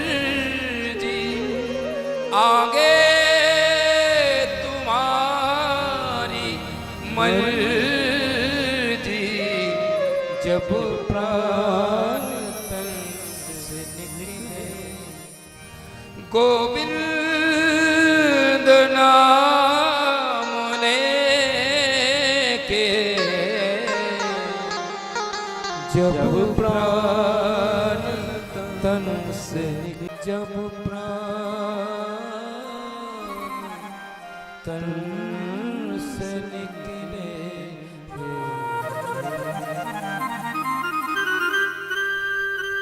जय श्री। बहुत ही प्यारी और अद्भुत स्तुति करी, और अद्भुत स्तुति करते करते उत्तरायण का समय, जिसे हम मकर संक्रांति कहते हैं, और उस मकर संक्रांति के दिन महाराज भीष्म ने अपने इच्छा अनुसार अपने शरीर का त्याग किया। बोले भीष्म महाराज की। और उसके बाद सभी ने अपने अपने हस्तिनापुर आए। अब थोड़ी कथा स्पीड हो जाएगी। जयश्री इतने देर कथा क्या है थोड़ी समझा के कह रहे थे, लेकिन क्या है समय का ध्यान रखते हुए थोड़ी कथा स्पीड होगी, तो ध्यान रखना है, कथा को थोड़ी याद रखनी है। और हाँ, जब ये कथा पूरी हो जाएगी ना रविवार के दिन, तो उस दिन आप सबकी एग्जाम है और हम सबसे पूछेंगे जो किसी ने कहाँ कथा सुनी है, तो हम यहाँ से क्वेश्चन भी करेंगे और आपको ध्यान रखना है जो हमें पता चले आपने कितना ध्यान से कथा सुना है। इसके बाद अच्छे मुहूर्त में उत्तरा के गर्भ से उस जीव का जन्म होता है और उस जीव जन्म लेते ही इधर उधर देखने लगता है। महाराज युधिष्ठिर जी ब्राह्मणों को बुलाते हैं, ब्राह्मणों उसका जात कर्म संस्कार करते हैं। जात कर्म संस्कार करने के बाद ब्राह्मण उनका नाम परीक्षित रहते हैं। बोले परीक्षित जी महाराज की जय हो। परीक्षित जी महाराज सर्वगुण से संपन्न थे, ऐसा संपन्न होंगे ऐसा ब्राह्मण कर रहे हैं। लेकिन ब्राह्मण ने कहा लेकिन, युधिष्ठिर ने कहा महाराज ये लेकिन क्या है? एक ब्राह्मण ने कहा महाराज इसकी मृत्यु एक ब्राह्मण के बालक के साप से होगी। आश्चर्य हो गए, ऐसा क्या है जो ब्राह्मण के साप से इसकी मृत्यु होगी? बोले हाँ, इसकी ब्राह्मण के साप से मृत्यु होगी, लेकिन इसकी मृत्यु सुधर जाएगी। इसकी मृत्यु के समय समर्थ गुरु आएंगे और इसके मोक्ष का साधन बताएंगे। थोड़ी सी राहत मिली। और उसके बाद विदुर जी के यहाँ, विदुर जी गांधारी और धृतराष्ट्र के यहाँ आते हैं और उन्हें तत्वोपदेश कहते हैं। धृतराष्ट्र कहते हैं अब यहाँ रहने से क्या फायदा, तुम्हारे सारे पुत्र मारे गए, पांडवों की जीत हुई और जिस पांडवों को तूने दर दर मारने का प्रयास किया, बहुत 12 वर्ष का वनवास, 1 वर्ष का ज्ञातवास दिया, उस पांडवों के यहाँ रह करके रोटी खाने में शर्म नहीं लग रही है? पश्चाताप हुआ। विदुर जी के साथ गांधारी और धृतराष्ट्र बद्रिकाश्रम गए। बद्रिकाश्रम जाकर के बद्रिकाश्रम चले गए। इधर जब युधिष्ठिर जी महाराज आए तो शोक करते हैं, एक पिता समान हमारे काका जो थे वो भी चले गए। पता लगाया कहाँ गए तो पता चला कि बद्रिकाश्रम उत्तराखंड में जाकर के उन्होंने तप करके गांधारी और धृतराष्ट्र दोनों ने शरीर का त्याग करके मोक्ष को पाया है। इसके बाद अनन्य कथा होते हुए अपशगुन देखे तो विचार के युधिष्ठिर जी महाराज जब मुझे रहना नहीं चाहिए, अर्जुन को भेजे जाओ देखो द्वारिका में क्या है। अर्जुन जब आ रहे थे तो भिल्लों से उसकी हार हो गई, पराजित होते हुए आए, मुख छोटा करके युधिष्ठिर से कहते हैं गोविंद इस धाम को छोड़ करके चले गए हैं, बड़ा दुख हुआ।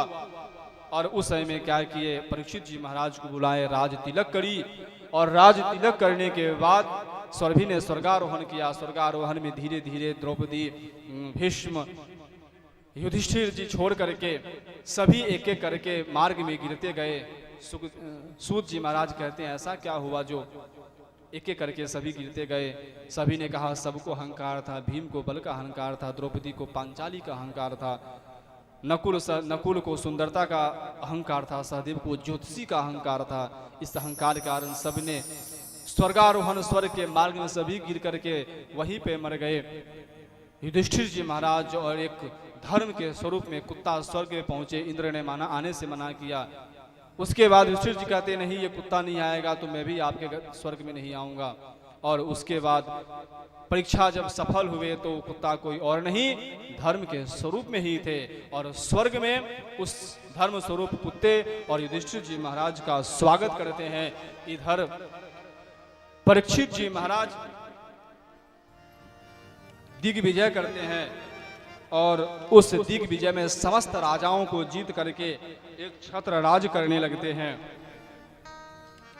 एक छत्र राज करने लगते हैं और सभी राजाओं को अपने बस में यज्ञ करते हैं। यज्ञ में बड़े बड़े ब्राह्मणों को बुलाते हैं और उस यज्ञ के माध्यम से एक छत्र शासन करने लगते हैं। एक दिन पता चलता है तत्रो गोमिथनम राजा हन्य मानम मनावधत। पता चला कि उनके राज्य में एक शूद्र जो कि राजा के वेश में है और गाय को बैल को डंडे से मार रहा है। दौड़ते हुए गए, अरे कौन है तू? उसने कहा मैं कोई और नहीं, मैं कलयुग हूं। और कलयुग को मारने के लिए तैयार हो गए। कलयुग हमारे रहते हुए तुमने हमारे राज्य में कैसे आया? बोले महाराज मुझे रहने दीजिए, क्योंकि मैं भी एक युग हूँ। बोले मैं नहीं रहने दूंगा। बोले मेरे में बहुत सारे गुण हैं, आप सुन तो लीजिए। परीक्षित जी महाराज कहते हैं क्या गुण है तुम्हारे अंदर? कलयुग जी महाराज कहते हैं इस कलयुग में गाय के सींग के नोक पर सरसों का दाना जितने देर टिक जाए उतने देर भी यदि मन परमात्मा में लग जाएगा जीव का तो उसका उद्धार हो जाएगा। जय श्री। कथा तो समझ में आ रही है ना? फिर बोले इसको कौन क्यों मार रहा है? बोला बैल कोई और नहीं धर्म का स्वरूप है, पृथ्वी ये गाय कोई और नहीं पृथ्वी के स्वरूप है। उस समय बोले ठीक है अभी रहने का अभी नहीं आने दूंगा। बोले नहीं मुझे रहने दीजिए। अनुनय विनय करने के बाद 4 जगह देते हैं रहने के लिए। दूतम स्त्रियम मद्यपानम, 4 जगह रहने के लिए दिए। जहां जुआ खेला जाता है वहां कलयुग का स्थान है। जहां मद्यपान किया जाता है, मदिरा पिया जाता है, शराब, वहां कलयुग का वास है। जहां स्त्री संग किया जाता है, जहां वैश्यालय है वहां कलयुग का वास है। जहां हिंसा होती है अर्थात जहां जीवों को मार करके उसके मांस को बेचा जाता है वहां कलयुग का वास है। जय श्री।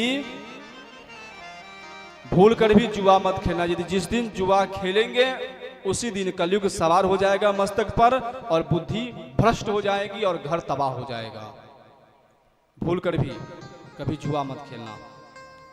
भूल कर भी कभी शराब मत पीना। शराब 100 से सराती है, रौ से रुलाती है और अंत में बौ से बर्बाद कर देती है। इसी का नाम है शराब। भूल कर भी शराब मदिरा पान कभी नहीं करना चाहिए। यदि मदिरा पान ही करना हो तो किसका? एक संत ने बहुत ही अच्छी बात कही, जाम पर जाम पीने से क्या फायदा, शाम को पियो सुबह को उतर जाएगी। बहुत अच्छी बात कही है संत ने। जाम पर जाम पीने से क्या फायदा, शाम को पियो सुबह को उतर जाएगी। पीना है तो इस कथा का रस पियो, पीना है तो इस कथा का रस पियो। पूरी जिंदगी नशे में गुजर जाएगी, नशे में गुजर जाएगी। अरे चढ़ गई रे चढ़ गई रे चढ़ गई राम नाम की मस्ती। चढ़ गई रे चढ़ गई रे चढ़ गई राम नाम की मस्ती। चढ़ गई रे चढ़ गई रे चढ़ गई राम नाम की मस्ती। चढ़ गई रे चढ़ गई रे चढ़ गई राम नाम की मस्ती। हाँ राम नाम की मस्ती चढ़ गई, कृष्ण नाम की मस्ती चढ़ गई, राम नाम की मस्ती चढ़ गई, कृष्ण नाम की मस्ती चढ़ गई, राम नाम की मस्ती चढ़ गई, कृष्ण नाम की मस्ती चढ़ गई, राम नाम की मस्ती चढ़ गई, कृष्ण नाम की मस्ती चढ़ गई रे चढ़ गई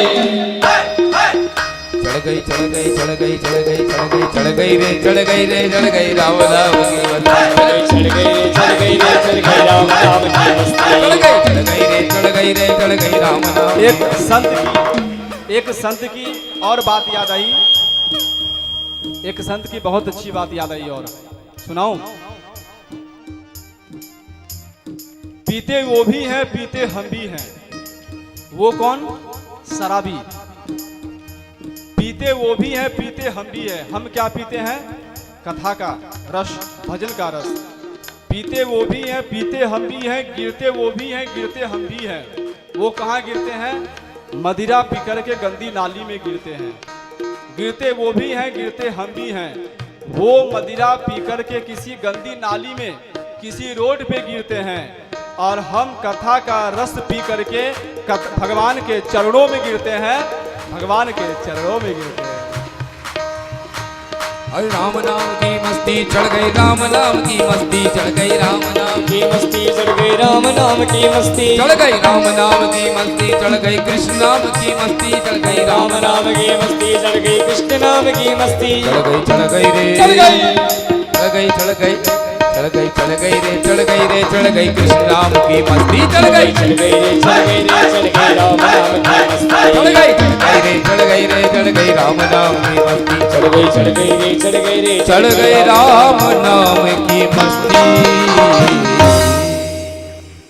इसलिए भूल कर भी कभी शराब नहीं पीना चाहिए, जुआ नहीं खेलनी चाहिए। जिस दिन शराब पिएंगे उस दिन कलयुग सर पे सवार हो जाएगा और घर में झगड़ा निश्चित है।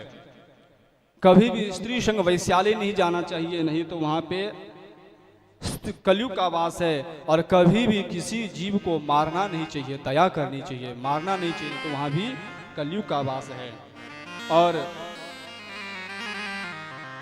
इसके बाद 4 जगह दिया, कलयुग ने कहा नहीं, ये कोई अच्छा स्थान आप हमें दे दीजिए। परीक्षित जी महाराज उसे स्वर्ण दिए, बोले ठीक है आज से स्वर्ण में रहना। तो स्वर्ण कभी धारण करना पड़े तो स्वर्ण बाजार से लाना, भगवान के चरणों में अर्पण करना, फिर उसे पहनना चाहिए। और उस स्वर्ण में कलयुग का वास है। जो अन्याय पूर्वक कमा करके लाता है, जो किसी से छीन करके लाता है, डकैती करके लाता है, किसी के पेट पे लात मार करके लाता है, यदि उस धन से यदि स्वर्ण खरीद के लाते हैं तो उस स्वर्ण में किसका वास है? कलयुग का वास है। ऐसे स्वर्ण कभी धारण नहीं करना चाहिए। जो न्याय पूर्वक धन कमा करके लाते हैं उस धन से स्वर्ण ला करके भगवान को अर्पण करना चाहिए और प्रसाद के रूप में उसे धारण करना चाहिए। और भगवान के चरणों में, भगवान के प्रसादों में कलयुग का वास कभी नहीं होता है। जय श्री अनन्य कथाएं। इसके बाद एक दिन मन में परीक्षित जी के होता है, अब शिकार खेलने जाएंगे अपने सैनिकों के साथ घोड़े पर बैठ करके। शिकार खेलने से पूर्व अपने कोषाध्यक्ष से कहते हैं, देखो तो कोई अच्छा मुकुट है क्या? आज एक अच्छा सा स्वर्ण का मुकुट था, उस मुकुट को लगा महाराज ये अच्छी मुकुट है। और परीक्षित को बड़ी पसंद आई, मुकुट मस्तक पे रखा, दर्पण में देखा, आज कितना सुंदर लग रहा हूं मैं। घोड़े पे बैठा शिकार खेलने गया। शिकार खेलते भूख लगी, प्यास लगी परीक्षित जी महाराज जी को। रास्ते से आ रहे थे, एक आश्रम दिखी, आश्रम में गए। वहां पे समीक नामक ऋषि ध्यानस्थ बैठे थे। राजा ने कहा मुझे पानी दो, पानी दो। ध्यानस्थ ऋषि को पता नहीं चला। राजा को लगा ये ऋषि मुझे अपमानित कर रहा है, लगता है मुझे आते हुए देख करके उन्होंने आंखें बंद कर ली है। इधर उधर देखे, मरा हुआ सर्प पड़ा था, धनुष के नोक पर वो मरे हुए सर्प को उठाया और जाकर के समीक ऋषि के गले में उन्होंने लगा दिया। दौड़ते हुए एक छोटे बालक ने जाकर कहा उनके पुत्र से, अरे श्रृंगी तेरे पिता को राजा ने अपमानित कर दिया है, मरा हुआ सांप। अच्छा, कौशिक नदी से जल उठाई, जिस राजा ने मेरे पिता के गले में मरा हुआ सर्प डाला उसके आज के 7वें दिन तक्षक आएगा, डसेगा, राजा मर जाएगा।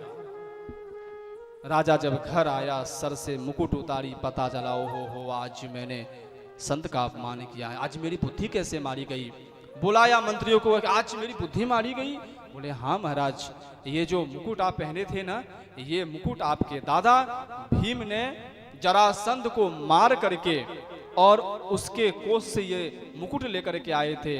और जो अन्याय पूर्वक धन से सोना लाता है उसमें कलयुग का वास है, और आप ही ने उसे रहने के लिए दिया है। ध्यान में आया, हाँ ये तो अन्याय पूर्वक मेरे दादाजी लाए थे जरासंध के राजकोष से मुकुट, मेरी बुद्धि मारी गई। कोई बात नहीं, मेरी बुद्धि जब मारी गई है ठीक है, अब मुझे अंतिम समय सुधारना है।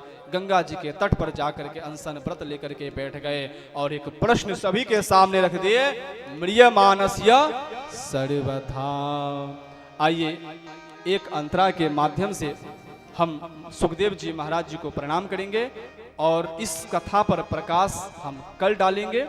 और उसके बाद थोड़ी सुखदेव जी को प्रणाम करेंगे, राधे राधे की कीर्तन करेंगे, उसके बाद हम झांकी का आनंद लेंगे। और जैसे ही अनशन व्रत लेकर के बैठे, एक ही प्रश्न था, म्रियमानस्य सर्वथा, जिसकी मृत्यु निकट आ चुकी है उसको क्या करना चाहिए। और इस प्रश्न का उत्तर हम कल कथा के प्रथम बेला में ही देंगे। तो जो भी भक्त इस प्रश्न का उत्तर लेना चाहते हैं तो कथा ठीक मैं 1:35 पे आकर के बैठ जाता हूँ, कथा प्रारंभ करता हूँ, तो आप लोग समय से आकर के कथा सुनेंगे। दूसरी बात, जो कुछ बातें हैं मैं बता ही दूँ। आइए पहले कीर्तन कर लेते हैं, पहले सुखदेव जी को प्रणाम करेंगे, बाद में जो भी सूचना हमारे पास आई है वो देंगे। एक अंतरा से प्रणाम, फिर राधे की धुन। हरि कथा सुनाने वाले, हरि नाम सुनाने वाले, तुमको लाखों प्रणाम, तुमको हरि कथा सुनाने वाले, हरि कथा सुनाने वाले, तुमको लाखों प्रणाम, तुमको लाखों प्रणाम, तुमको लाखों प्रणाम, तुमको लाखों प्रणाम।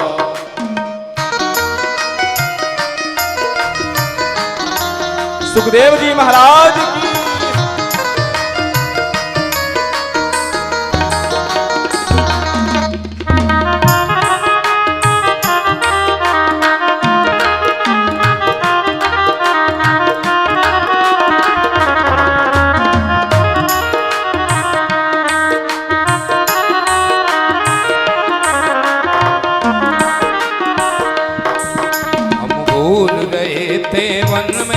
पल खो बैठे थे तन में, हम भूल रहे थे वन में, पल खो बैठे थे तन में। ओ राह दिखाने वाले, ओ राह दिखाने वाले, तुमको लाखों प्रणाम, तुमको लाखों प्रणाम। हरि कथा सुनाने वाले, हरि कथा सुनाने वाले, तुमको लाखों प्रणाम, तुमको लाखों प्रणाम, तुमको लाखों प्रणाम, तुमको लाखों प्रणाम।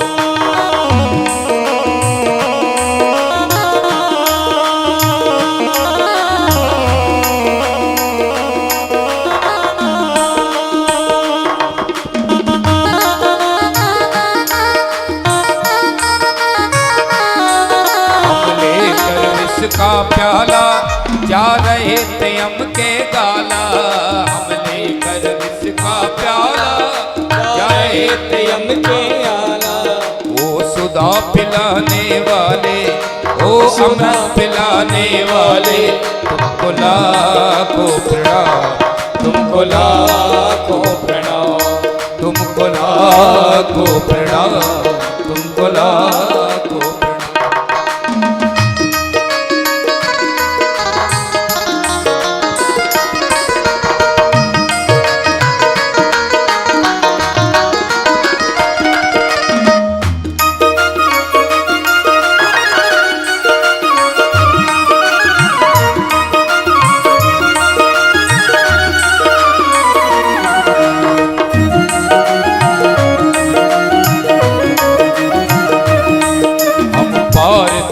क्या पावे बस शीश झुकाई पवे, हम पार तेरा क्या पावे बस शीश झुकाते जावे। हम पार तेरा क्या पावे बस शीश झुका गई गावे। पार तेरा क्या पावे बस शीश झुका यही गावे। ओ प्रेम लुटाने वाले, ओ प्रेम लुटाने वाले, तुमको लाखों प्रणाम, तुमको लाखों प्रणाम।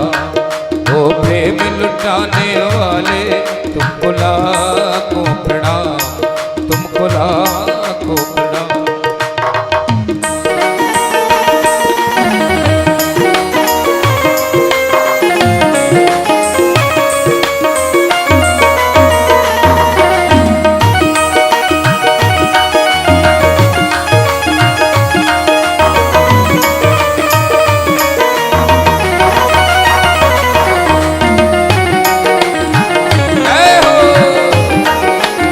सुखदेव जी महाराज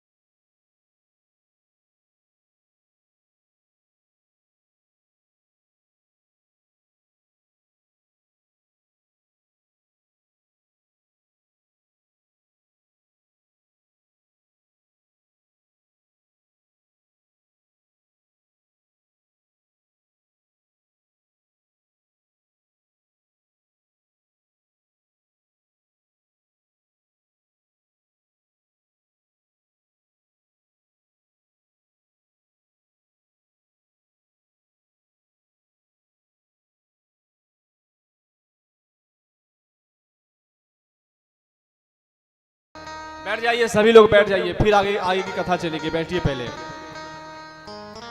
शांत होइए, शांत होइए सभी लोग।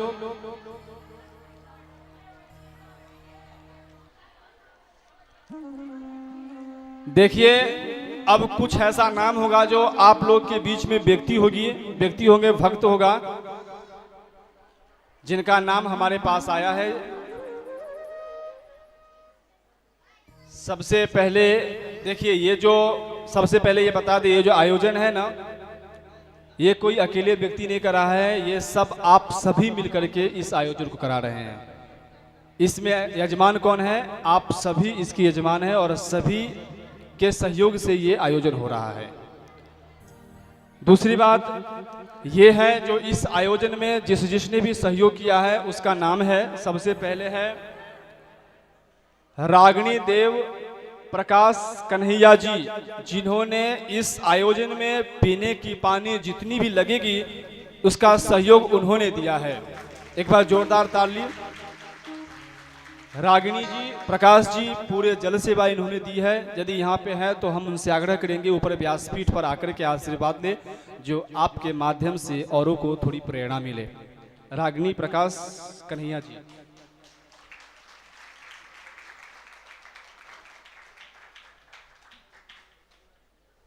व्यासपीठ से आपके परिवार को खूब खूब आशीर्वाद।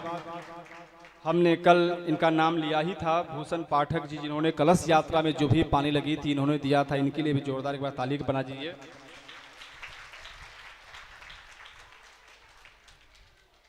आज की जो ये जो नाम है ना, ये नाम लेकर के हमारे जीव से भी पानी आ रही है। शिवा कपूर जी, इन्होंने आज खमन की प्रसादी दी है। जयश्री।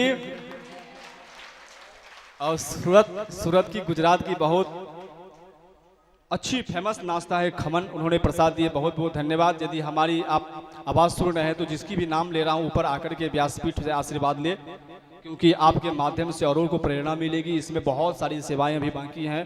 हॉल की सेवा बाकी है, जनरेटर की सेवा बाकी है, प्रसाद की सेवा बाकी है, बहुत सारी है। इसमें रामदास अनीता पंडित, जिन्होंने होने वाले भंडारे में चावल, दाल, प्रसाद, पूजा में 2200 रुपए का सहयोग दिए हैं, इनके लिए जोरदार एक बार ताली कर दीजिए। एक बात साफ कर दे,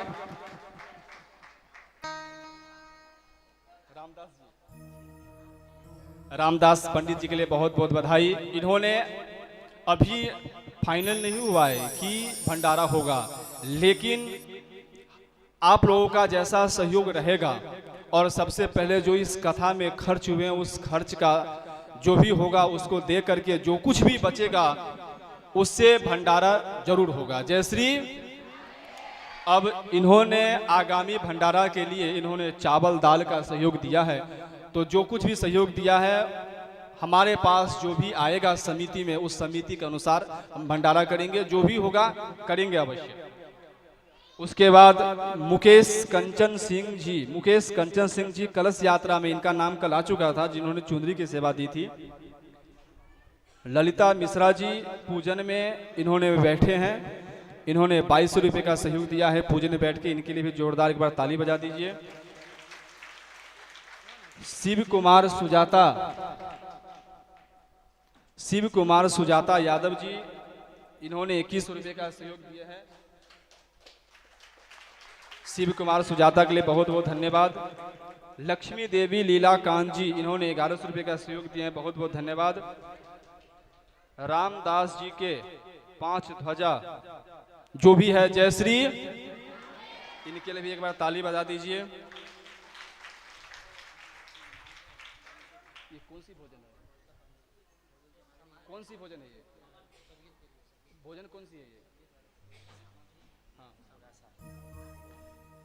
गीता पांडे जी, भोजन की सामग्री लिखी हुई है, जो प्रसाद अभी वृंदावन से और आए हैं, झांकी वाले आए हैं, हम लोग भी सारे ब्राह्मण हैं, कैमरा वाले हैं, सब प्रसाद ले रहे हैं। उन्होंने में भोजन की सामग्री कुछ दान दिया है, इनके लिए बहुत बहुत धन्यवाद। गीता पांडे जी।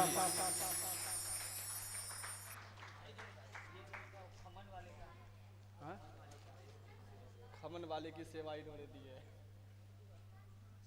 नमस्ते। इसके बाद जगदीश प्रसाद मौर्य जी, इन्होंने भी सहयोग किया है, इनका बहुत बहुत धन्यवाद। रूपेश ठाकुर जी जो कल आए थे, उनके नाम की घोषणा नहीं हो पाई थी, तो उन्होंने भी 500 रुपये का सहयोग दिया, उनके लिए बहुत बहुत धन्यवाद। और इतनी बड़ी आयोजन है तो आप लोगों को आगे बढ़ करके इसमें सहयोग निश्चित रूप से करना चाहिए, क्योंकि ये बड़ी आयोजन किसी एक व्यक्ति का बस का नहीं है। और हाँ, है भी, यहाँ पे ऐसे ऐसे लोग बैठे हैं जो आसानी से इस पूरे कथा की खर्च उठा सकते हैं, तो भी सबको सहयोग करना चाहिए।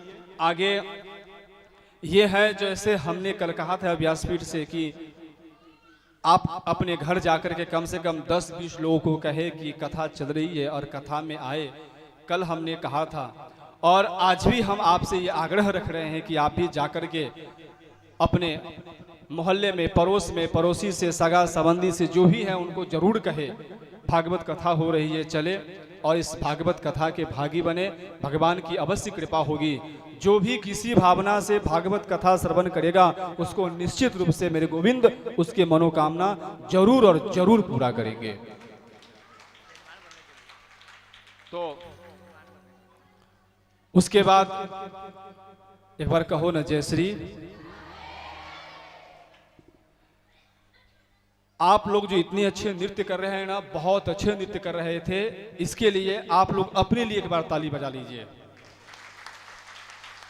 और आपने जो नृत्य किया है ना, जो भी यहाँ पे हो रही है ना, ये कैमरे में सारा रिकॉर्ड हो रहा है, रिकॉर्ड भी नहीं हो रहा है, ये सीधे यूट्यूब पे लाइव चल रही है। मतलब अभी जो यहाँ पे चल रहा है पूरे यूट्यूब पे लाइव है। तो आपको उत्सुकता होगी, महाराज जी बताइए चैनल का नाम क्या है, हम भी घर जाएंगे, घर बैठ करके देखेंगे हमने कैसा नृत्य किया। तो इस चैनल का नाम है आचार्य सरोज झा, यूट्यूब पे है। तो आपको घर जाकर के आचार्य सरोज झा यूट्यूब पे सर्च करनी है, सर्च करके इस चैनल को निकालनी है, निकाल करके अपना वीडियो देख के छोड़ना नहीं है, उसको सब्सक्राइब करनी है, बेल आइकन को दबानी है और इसको शेयर करना है, जो ये भागवत कथा और वो भक्त तक पहुंच सके। शायद कुछ क्षण भी ये कथा अपने मोबाइल पे सुन ले और उसकी जीवन बदल जाए, और उसके जीवन बदलने का कारण हम हो, इससे बड़ी बात और क्या हो। तो याद नहीं रहेगा तो बैनर पे नाम लिखा हुआ है आचार्य सरोज झा, इस चैनल का नाम है, सरल नाम है। और सबको आगे आकर के सहयोग करना चाहिए। आइए हम लोग अब सीधे आरती की ओर चलते हैं। तो आप सभी भक्त लोग अपने अपने आसन पे खड़े हो जाइए।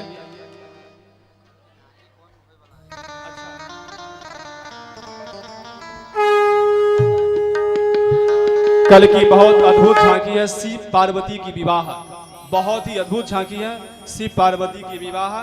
कल तक जो कथा रहेगी ऐसे ही चलेगी। परसों की कथा भगवान श्री कृष्ण का प्राकट्योत्सव होगा। तो आइए हम सभी आरती की ओर चलते हैं।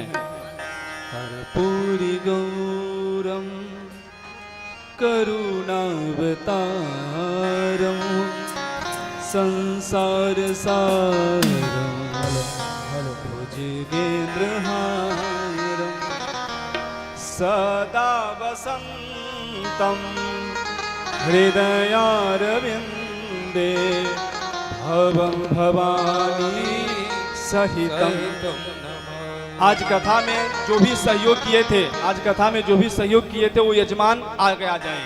जो सहयोग किए थे केवल वही आगे आ जाए, जिसका भी नाम व्यासपीठ से भी लिया है, वो सभी आगे आकर के भागवत जी की आरती उतारे। यहाँ पे सभी भक्तों ये जो डोरी बांधा हुआ है उसके उस साइड ही रहिएगा, क्योंकि अगर भीड़ यहाँ पे जमा हुआ तो अव्यवस्था उत्पन्न होगी। इसके लिए सभी अपने ये जो डोरी बांधा है उसके उस साइड ही रहिएगा। ओम चंद्रमा मनसो जातशुचोः सूर्यो अजायत श्रोत्रात् वायुश्च प्राणश्च मुखात् अग्निरजायत। और मैं आरती तेरी गाऊं ओ केशव कुंज बिहारी, आरती तेरी गाऊं ओ केशव कुंज बिहारी।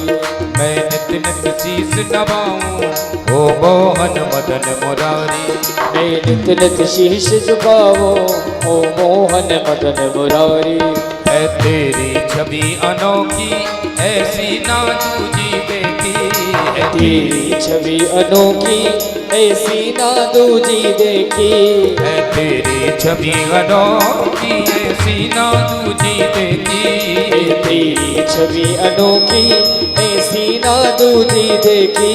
तुझ सा ना सुंदर कोई ओ मोर मुकुटधारी। है आरती तेरी गावों ओ केशव कुंज बिहारी। जो आए शरण तिहारी विपदा मिट जाए सारी। आए शरण तिहारी विपदा मिट जाए सारे। जो आए शरण तिहारी विपदा मिट जाए सारी। जो आए शरण तिहारी विपदा मिट जाए सारी।